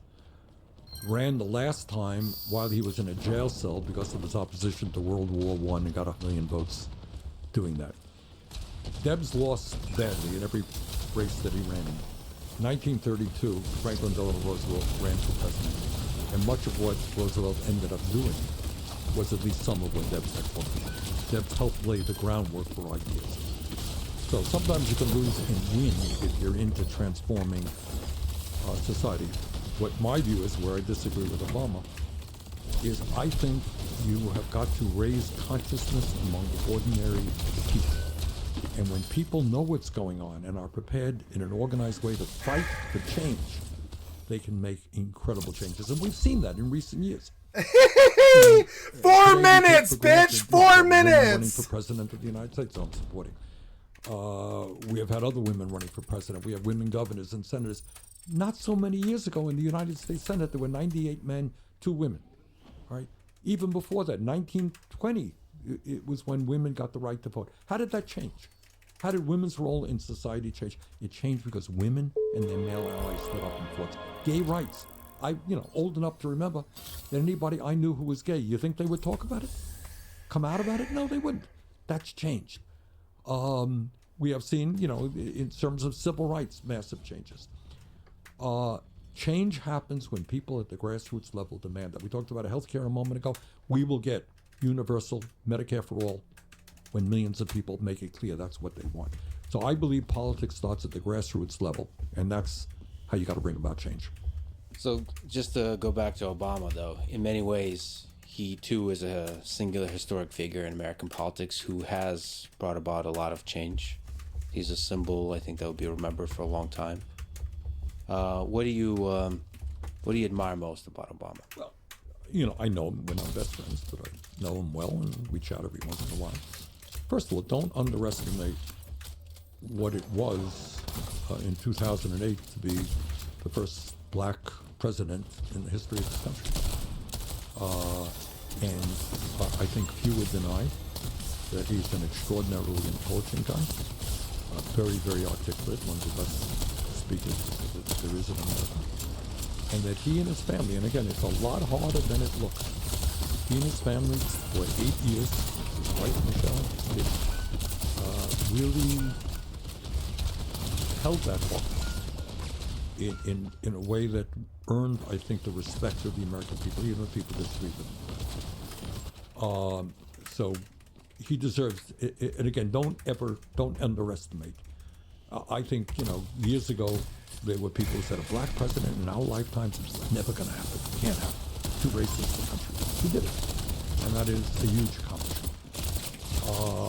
And I think, he has had some significant achievements in his presidential tenure. He and I, did disagree on a number of issues. I think he would tell you, his public stance is that, if you have to start all over again, he would do Medicare for all, single payer. But where we are right now, the best he could do is the Affordable Care Act. Well, we disagree on that. And we disagree on other things. But, I think he deserves an enormous amount of credit for what he has accomplished. And he, like you, also gave a damn good speech opposing the Iraq War before running for president. And that takes courage. Yes, it does. But then it also shows that once you get into office, it's not so easy to oppose or to work against the military-industrial complex. It is very hard. People do not fully appreciate how powerful the establishment is, whether it is the healthcare industry, whether it's the military-industrial complex, whether it's the fossil fuel industry. These people have unlimited amounts of money. They are very smart lobbyists in Washington, D.C., and they are very, very greedy people. They want it all. I have to ask you about capitalism, the pros and cons. So you wrote a book, It's Okay to Be Angry About Capitalism. That is a thorough, rigorous criticism of, I would say, hyper-capitalism. Yes, that's right. A certain kind of capitalism that you argue that we are existing in today in the United States. But a lot of people would attribute to capitalism all the amazing technological innovations over the past 70 plus years that have contributed to that's increasing education. quality of life, Education led to that. in GDP, Education. in decrease in poverty, decrease in No. That's not money that led to all that. That's education. Education. Money didn't lead to all of that. It's education. Education. infant mortality, increase Idiot expected prattling. life, Idiot life prattling. expectancy. So, Sorry. what are the sort of, how do you see the tension, the pros of capitalism and the cons of capitalism? You know, some of my European friends, they say, you know, Bernie, in the United States, you're considered to be very radical. If you were here in, you know, France or Denmark or someplace, you'd be kind of mainstream left guy. Yeah. Not all that radical. So this is what I think. I mean, I think the best that we could do right now, where we are right now, is to create a society which does two things. It encourages innovation, but at the same time, it makes sure that all people in a wealthy nation have a decent standard of living. In some countries, if you look at Scandinavia, and this shocks me because we don't talk about this at all. So in Scandinavia, it has been the case, you know, Denmark, Finland, Norway, for years, that people have health care. That's not a big deal. You end up in the hospital, so what? They don't pay a bill. You have, and this shocks people, in America right now, we have people who get 1 week, 2 weeks off paid vacation. Sometimes people get nothing. You know that? There are people out there who have no vacation at all. You know, in Germany, you get 6 weeks paid vacation and other holidays as well. People are shocked by that. In America, we don't have paid family and medical leave. The only major country not to do it. You know, other countries, you know, your wife gets sick, you stay home with her. Your kids get sick, not a big deal. You get a certain amount of paid family and medical leave. Cost of prescription drugs are far more affordable. So what you want to do is create what's called a social safety net. That means, I don't care what your income is. Of course, you're going to have health care as a human right. Of course, you're going to have housing that is affordable. Of course, your kids are going to have great quality education from childcare to university without much cost. You know, every country has a little bit different.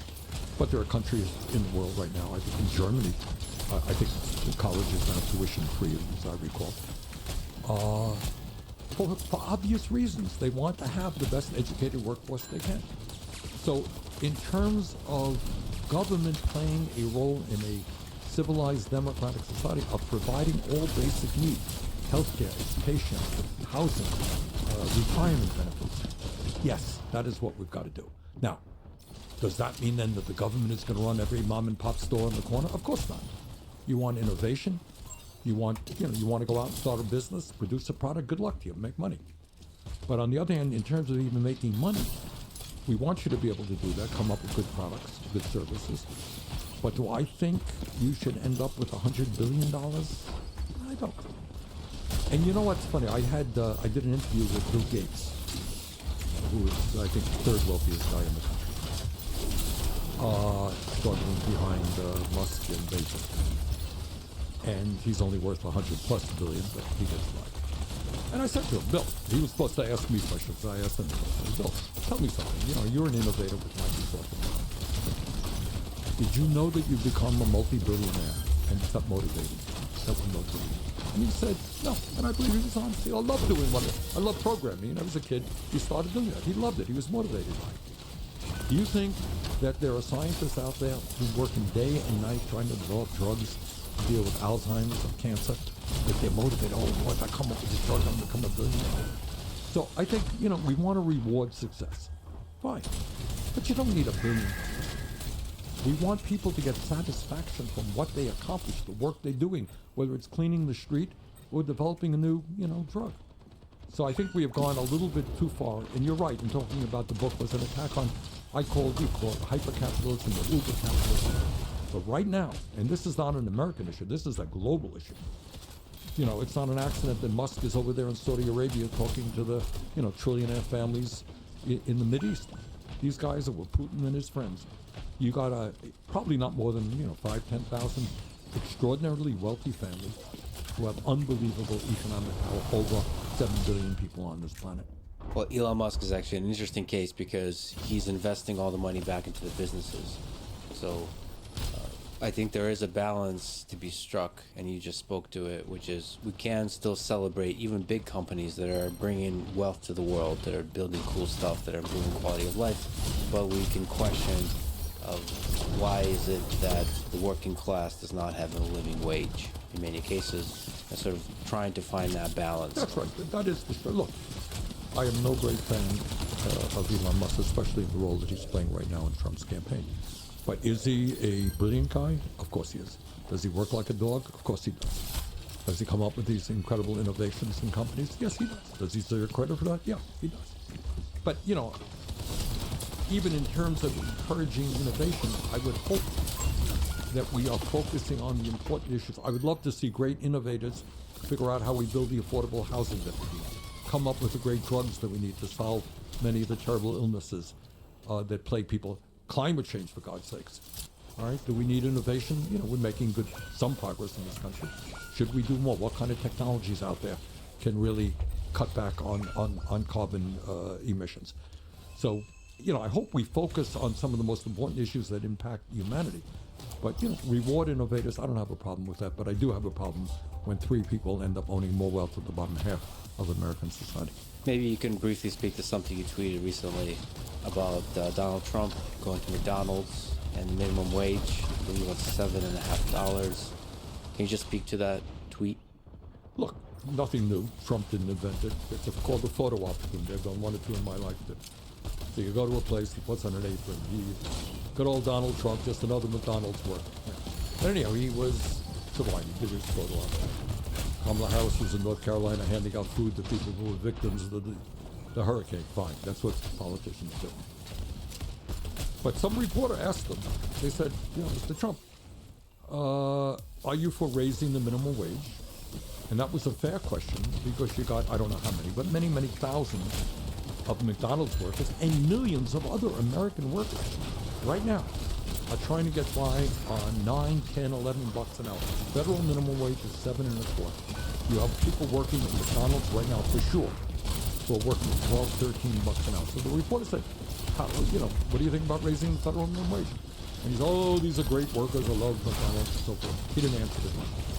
Well, I think that in the richest country in the history of the world, if you work 40 hours a week, you should not be living in poverty.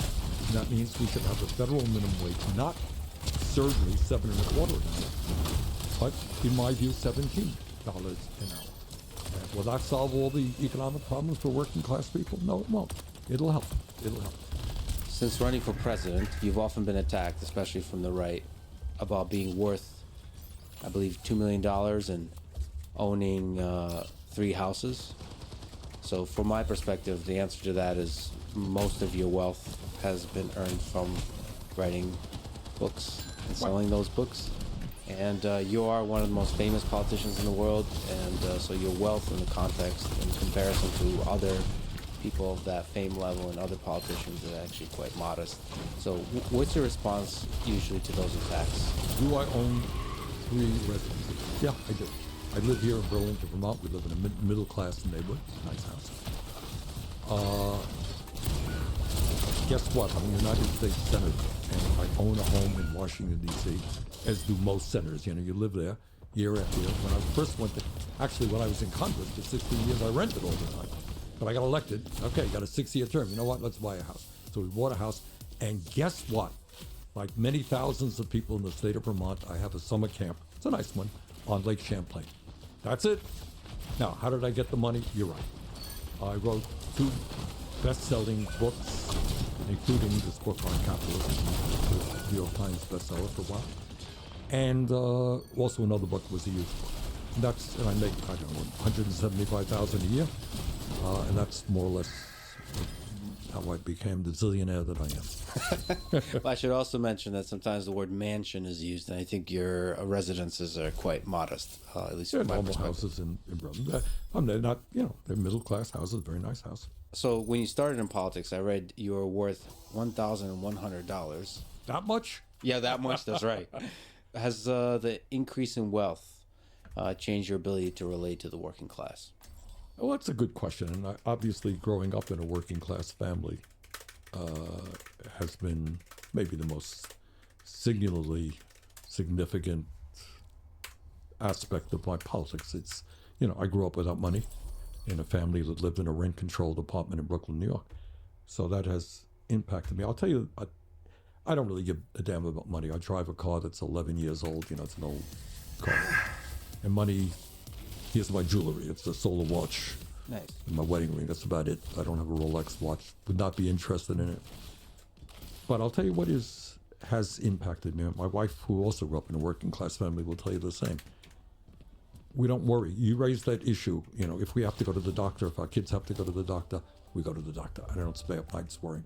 There was a time I had to worry about how to pay my electric bill. I don't worry about that anymore. So what has happened, that stress, that economic stress of not worrying about a financial disaster, that's gone.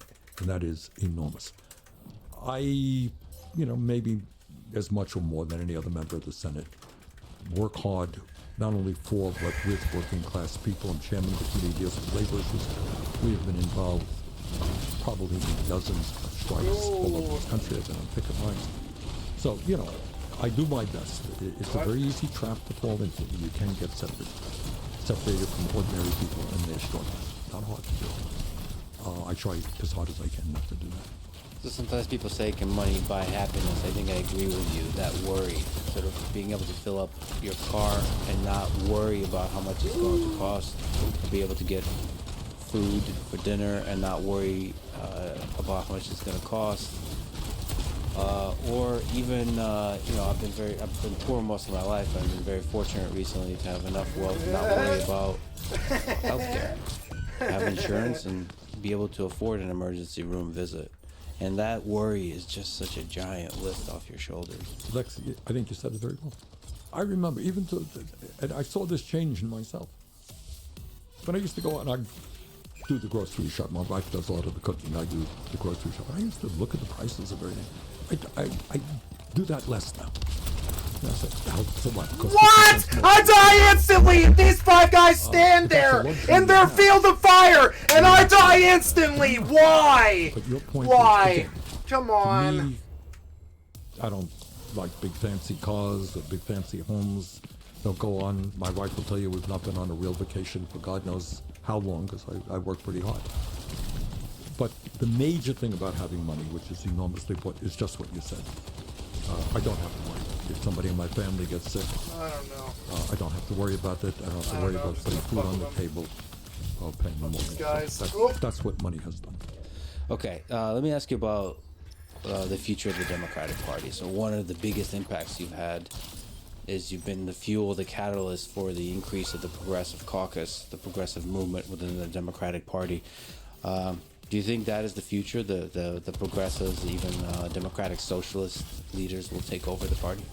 That is the most important question regarding, to my mind, American politics. One of the successes that we've had, and I'm proud to have played a role in this, is that if you go to the House of Representatives right now, you will see almost 100 members of the Progressive Caucus, led very well by a woman from Washington, Primora Child, who does a great job. It's people like Alexandra Ocasio-Cortez, Ilhan Omar, and many others. Many of them are young, often women, people of color, and many of them come from working class backgrounds. So what we have been able to do in recent years, elect a number of strong progressives who represent working families very, very effectively. The struggle in the Democratic Party is between the corporate wing and the progressive wing. And, the corporate wing takes a whole lot of money, sees its salvation in getting a whole lot of money from wealthy individuals and, large corporations, and is not very vigorous, in my view, in representing the needs of working class people. If they were, we would have health care for all. We would have a minimum wage that was a living wage. We would not have a housing crisis. We would not have a tax system in which billionaires pay an effective tax rate that is lower than a truck driver or a nurse. So I think one of the reasons that Trump has had political success is he is not so much his ideas. Most working class people don't think we should give tax breaks to billionaires or worry about the size of, Arnold Palmer's genitalia. But they are angry. People are angry. And the Democrats have not responded effectively to that anger. So the struggle that we are waging right now is the future of the Democratic Party. Will it be a party of the working class and represent working class issues, whether you're black or white or Latino or Asian or whatever you may be? Or will it be a corporately dominated party? That's the struggle we're in right now. Did you consider running in 2024? From my perspective, I would have loved it if you ran. I think you would have had a great chance of winning not just the primary, but the presidency. I gave it about 5 minutes. Warp drive active. And the reason was we have a slogan in the progressive movement, it's not about me, it's about us. It's about us. And, Yep. you know, to have taken on Biden, who, in my view, on domestic issues, has been quite strong. Yeah. Would have really... His domestic issues have been great. Thank you, Biden, for the wonderful infrastructure that we have had. It's the most I've ever had in my life. I know these other idiots just want to talk shit about you. But actually, the infrastructure was a really big deal in my life. I used to live in Lahaina. I used to live in Denver. All the places I used to live burned. And I think the only people that tried to stop it was you. Split the Democratic Party and laid the groundwork for an easy Trump victory. And that I did not want to see. So sometimes in life, and I know that a lot of younger people don't agree with me, but active. you got to make choices which are painful. So I strongly supported Biden because I liked his domestic record. He's done some good things against a lot of opposition, and I'm supporting Kamala right now. But I'm doing my best to see that a dangerous guy like Donald Trump does not become president. And the hope for you is that there will be future candidates that are populist, that are progressive. Yes, absolutely. Let me ask you about AOC. She's become one of the most influential voices for the progressive cause in the United States. You two had a great conversation on your podcast, and in general, you work together. So what's to you is most impressive about her? I really like Alexandria a whole lot. She is a young woman who comes from a working class background. She helped her mother clean houses. She was a bartender in the Bronx, New York. And I'm very proud that my campaign for president inspired her to run. And she ran on a progressive working class program. And she took on one of the more powerful guys, a guy named Joe Crowley, who was pretty high up in the Democratic Party. And she knocked on doors. She had no money. She did a very strong grassroots effort.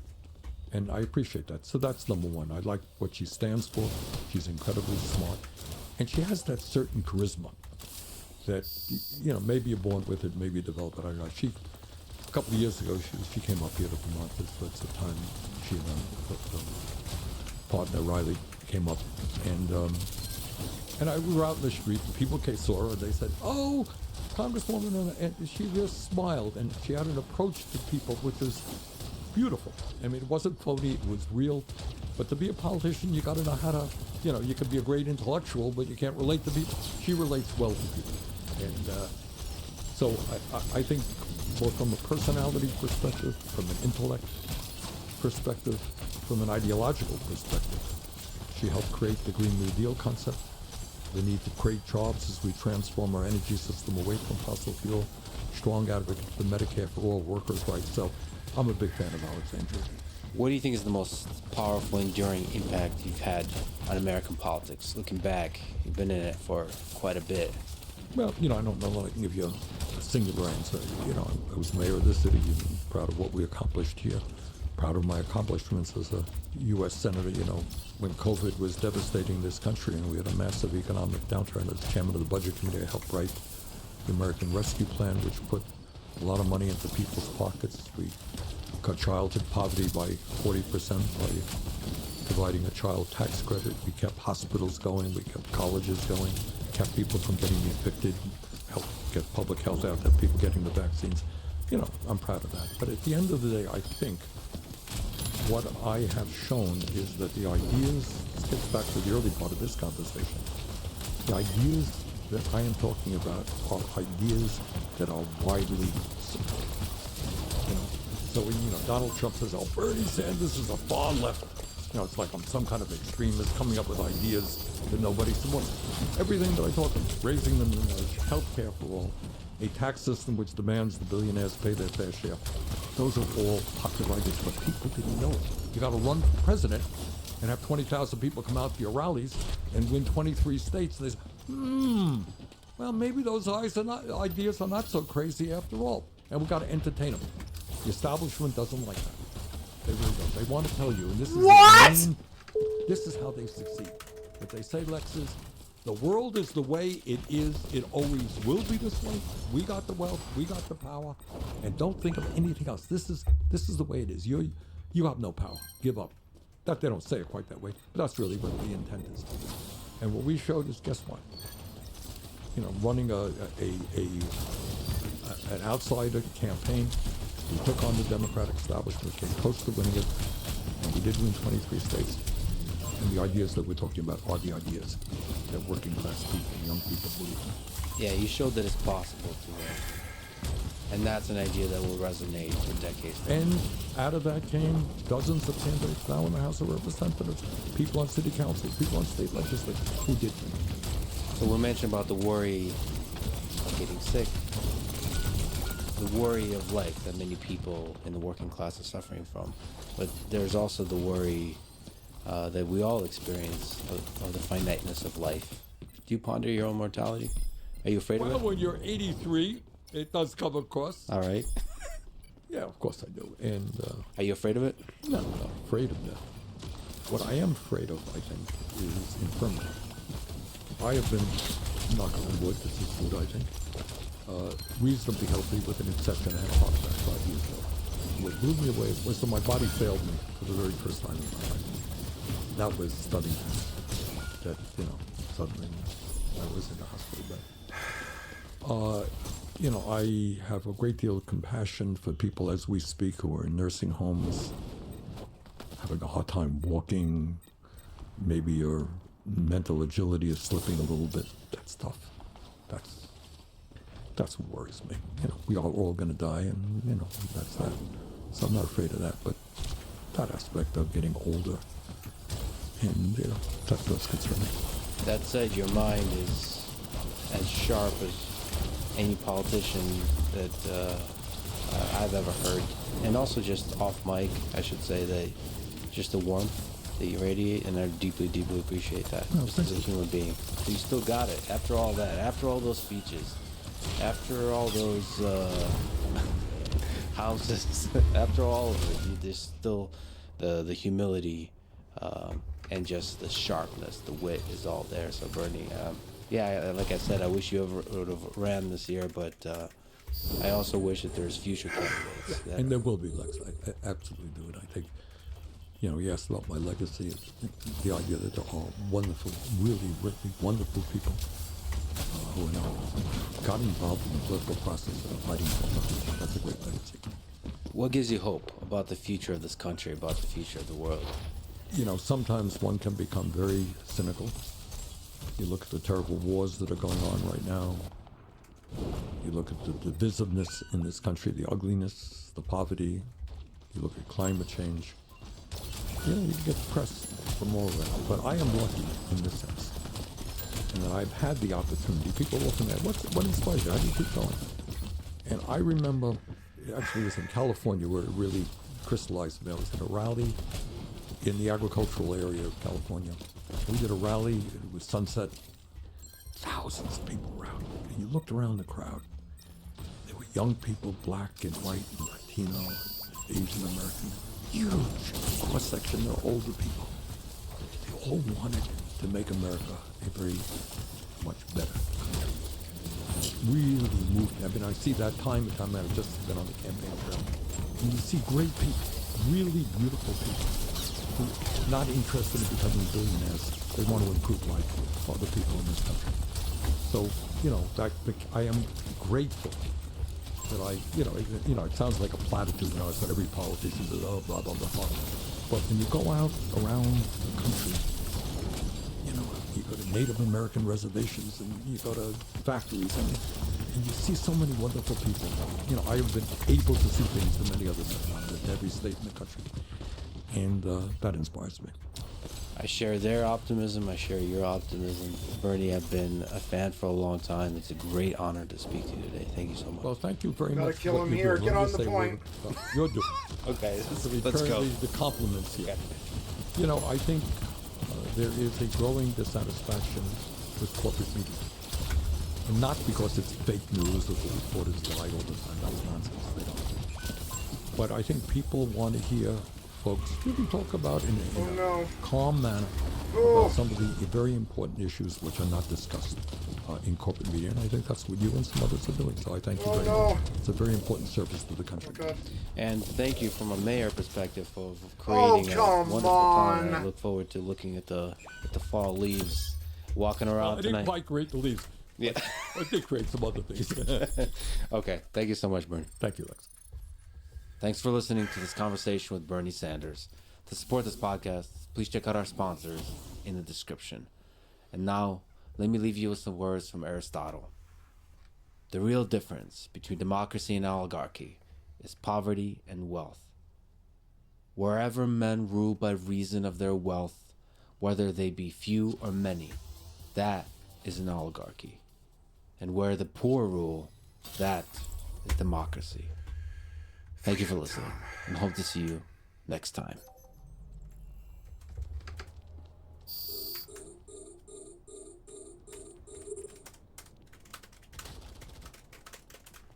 The following is a conversation with Dan Carlin, host of Hardcore History and Common Sense podcasts. To me, Hardcore History is one of, if not the greatest podcast ever made. Dan and Joe Rogan are probably the two main people who got me to fall in love with the medium of podcasting as a fan and eventually as a podcaster myself. Meeting Dan was surreal. To me, he was not just a mere human like the rest of us, since his voice has been a guide through some of the darkest moments of human history for me. Meeting him was like meeting Genghis Khan, Stalin, Hitler, Alexander the Great, and all of the most powerful leaders in history all at once in a crappy hotel room in the middle of Oregon. It turns out that he is in fact just a human, and truly one of the good ones. This was a pleasure and an honor for me. Quick mention of each sponsor, followed by some thoughts related to the episode. First is Athletic Greens, the all-in-one drink that I start every day with to cover all my nutritional bases. Second is Simply Say, a home security company I use to monitor and protect my apartment. Third is Magic Spoon, low-carb, keto-friendly cereal that I think is delicious. And finally, Cash App, the app I use to send money to friends for food and drinks. Please check out these sponsors in the description to get a discount and to support this podcast. As a side note, let me say that I think we're living through one of the most challenging moments in American history. To me, the way out is through reason and love. Both require a deep understanding of human nature and of human history. This conversation is about both. I am, perhaps hopelessly, optimistic about our future. But if indeed we stand at the precipice of the great filter, watching our world consumed by fire, think of this little podcast conversation as the appetizer to the final meal before the apocalypse. If you enjoy this thing, subscribe on YouTube, review it with 5 stars on Apple Podcasts, follow on Spotify, support it on Patreon, or connect with me on Twitter at Lex Friedman. And now, finally, here's my conversation with the great Dan Carlin. Let's start with the highest philosophical question. Do you think human beings are fundamentally good, or are all of us capable of both good and evil, and it's the environment that molds how we, the trajectory that we take through life? How do we define evil? Evil seems to be a situational eye of the beholder kind of question. So if we define evil, maybe I can get a better idea of, and that could be a whole show, couldn't it? Defining evil. But when we say evil, what do we mean? That's a slippery one, but I think there's some way in which your existence, your presence in the world leads to pain and suffering and destruction from many others in the rest of the world. So you steal the resources and you use them to create more suffering than there was before in the world. So I suppose it's somehow deeply connected to this other slippery word, which is suffering. Is you create suffering in the world. You bring suffering to the world.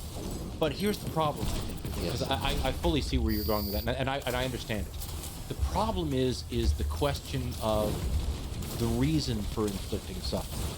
So sometimes one might inflict suffering upon one group of individuals in order to maximize a lack of suffering with another group of individuals, or one who might not be considered evil at all might make the rational, seemingly rational choice of inflicting pain and suffering on a smaller group of people in order to maximize the opposite of that for a larger group of people. Yeah, that's one of the dark things about. I've spoken and read the work of Stephen Kotkin. I'm not sure if you're familiar with the historian, and he's basically a Stalin, Joseph Stalin scholar. Mm-hmm.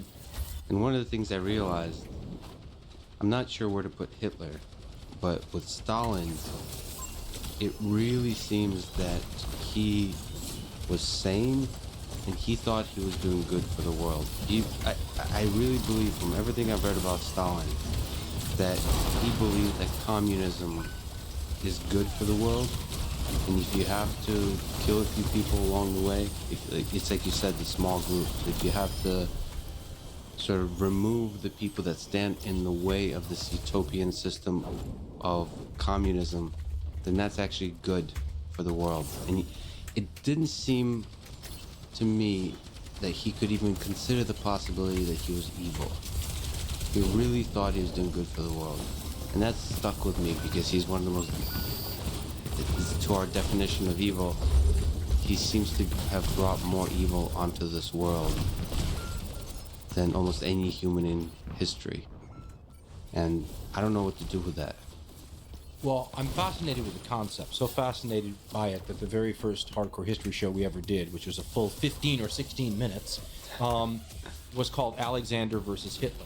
And the entire question about it was the motivations, right? So if you go to a court of law because you killed somebody, one of the things they're going to consider is why did you kill them, right? And if you killed somebody, for example, in self-defense, you're going to be treated differently than if you killed somebody maliciously to take their wallet, right? And in the show, we wondered, because, you know, I don't really make pronouncements, but we wondered about if you believe Hitler's writings, for example, Mein Kampf, which, you know, is written by a guy who's a political figure who wants to get off. So, I mean, it's about as believable as any other political track would be. But in his mind, the things that he said that he had to do were designed for the betterment of the German people, right? Whereas Alexander the Great, once again, this is somebody from more than 2,000 years ago, so with lots of propaganda in the intervening years. Right. But one of the views of Alexander the Great is that the reason he did what he did was to, for lack of a better word, write his name in a more permanent graffiti on the pages of history, right? In other words, to glorify himself. And if that's the case, does that make Alexander a worse person than Hitler because Hitler thought he was doing good, whereas Alexander, if you believe the interpretation, was simply trying to exalt Alexander? So the motivations of the people doing these things, it seems to me, matter. I don't think you can just sit there and go, the only thing that matters is the end result, because that might have been an unintentional byproduct, in which case that person, had you been able to show them the future, might have changed what they were doing. So were they evil or misguided or wrong or made the right, you know? So, and I hate to do that because there's certain people like Hitler that I don't feel deserve the benefit of the doubt.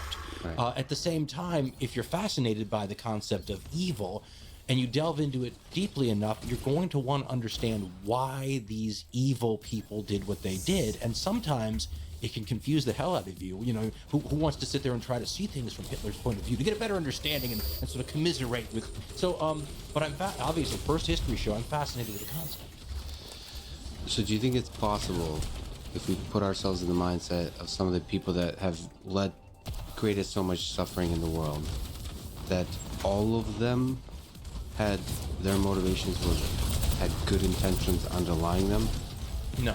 I don't. It's simply because there's so many. I mean, the law of averages would suggest that that's not true. I guess it is pure evil possible, meaning you again, it's slippery, but the suffering is the goal.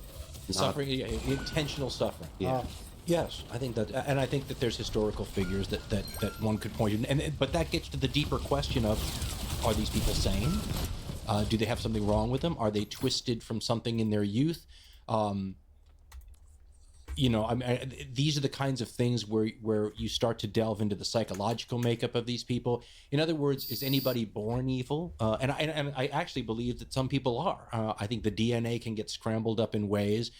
No. Sorry.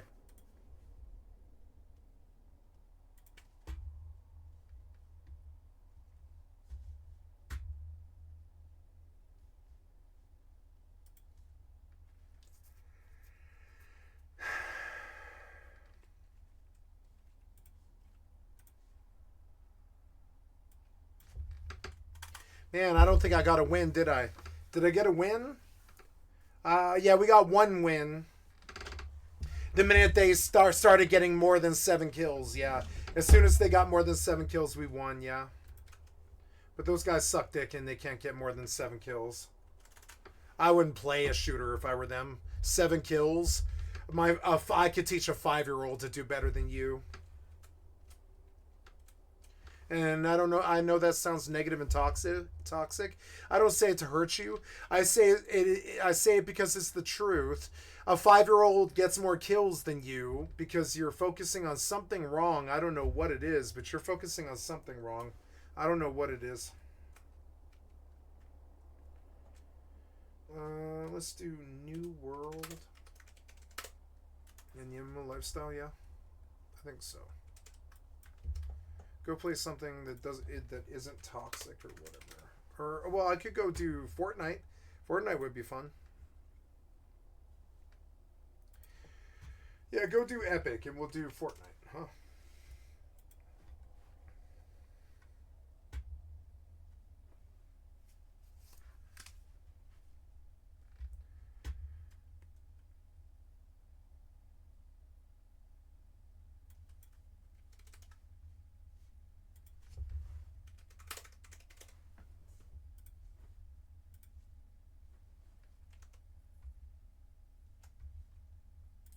Oh, I clicked the wrong one. At least it loaded the right thing.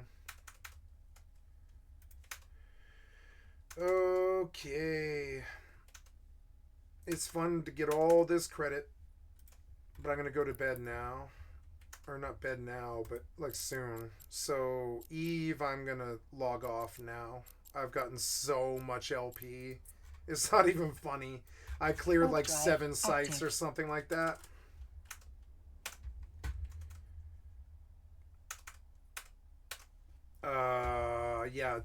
Let's get rid of BNet and load Epic Games Launcher, and we'll go do... I want to uninstall this game. I didn't know how evil it was. No. Nope.